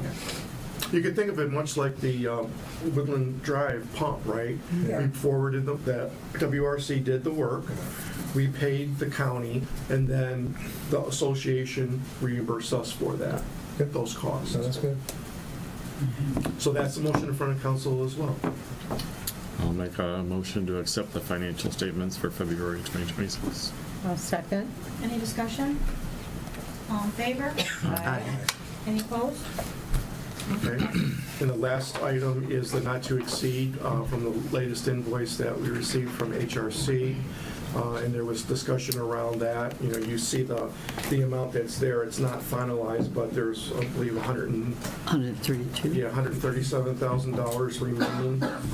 $134,759 that's remaining on the invoice. So we'll see how everything pans out on that, and obviously that can be used for money that goes back into the pot to use for the next phase 2. That concludes the treasurer's report for the 23rd of March, 2026. Thank you, I do have a question. When do we start paying on the SIB loan? We pay, I'm glad you asked that. It's a good straight man, DE. $237,462.14 is due on May 29th, 2026. So I'll coordinate that with my contact, Jessica Pierce at SIB, within probably starting the next month. I've got a lot of things that I'm working through right now, but I mean, I have it right here, so I knew that I keep it on kind of the front of my desk. Any other questions? We will also, last item, we will also be working with Yev. We will start creating the invoicing for the second annual year for the SAD number 1, to start collecting on those, although I haven't looked at the actual thing, but, you know, we've had close to 50% of the folks paying in full, just under 50 paid in full, so we'll be sending out those invoices, and they're due at the end of May, I believe, based upon That means we're saving on postage. Yeah, exactly. Bring it in. wrap Plus, it we up. got the money early too, so. Yeah. So now I'm concluding. Okay. The treasurer's report. Okay, let's do trustee comments. Trustee Nicholas. No, I'm good. Nothing? No. I'm good. I'm good.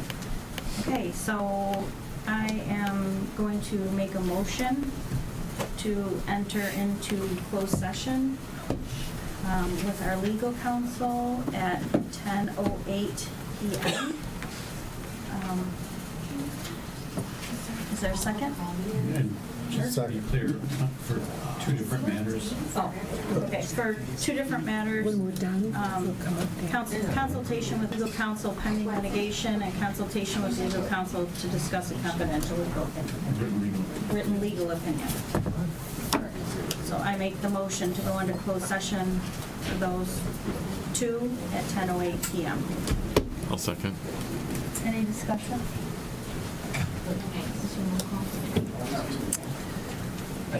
Blackburn, Aye. Hageman, Aye. Mishigian, Aye. Howard, Aye. Deroni, Aye. Alexander. Aye. Motion passes. We're going to take a 5-minute break.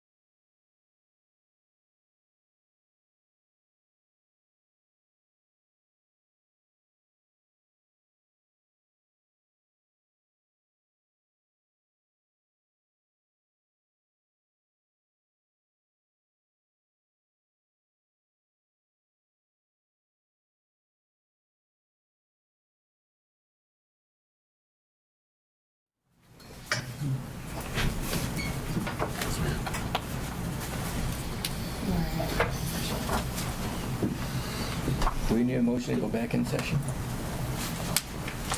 Yeah. I move that we go back in session. Second? At 10:55. 10:55. Oh, my God. My poor dog. Somebody second? Yes. Any I did. discussion? No. All in favor? Aye. Do I have to do a roll call for that? Wouldn't hurt. Let's do roll call. Jerome, Aye. Howard, Aye. Miller, absent. Michigan, Aye. Blackburn, Aye. Hageman, Aye. McAlexander. Aye. Okay. We're back into open session, and I move that the Village Council approve the proposed settlement of the Zakoff versus Village of Bingham Farms Board of Zoning Appeals matter on the general terms discussed in closed session, and authorize the village president and village manager in consultation with legal counsel to finalize, execute, and implement a consent judgment and any related settlement documents consistent with those terms. A second. Any discussion? Do we need to add in there that monetaries are taken care of separate entities? In other words, we're paying your fees, they're paying their fees. It doesn't hurt, I don't think you need to, but Okay. We have a first, second discussion? I move that. I made the motion. Oh, She made the motion. I second. I seconded Seconded it. it. Jerome, second. And then Any what? discussion? Oh, no. Roll call.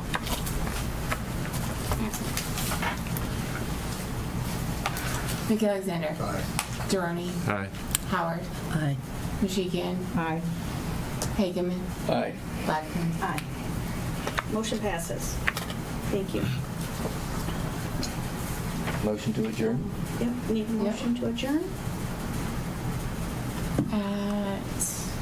I move to adjourn the meeting at 10:57 PM. I'll second. Any discussion? All in favor? Aye. Any opposed?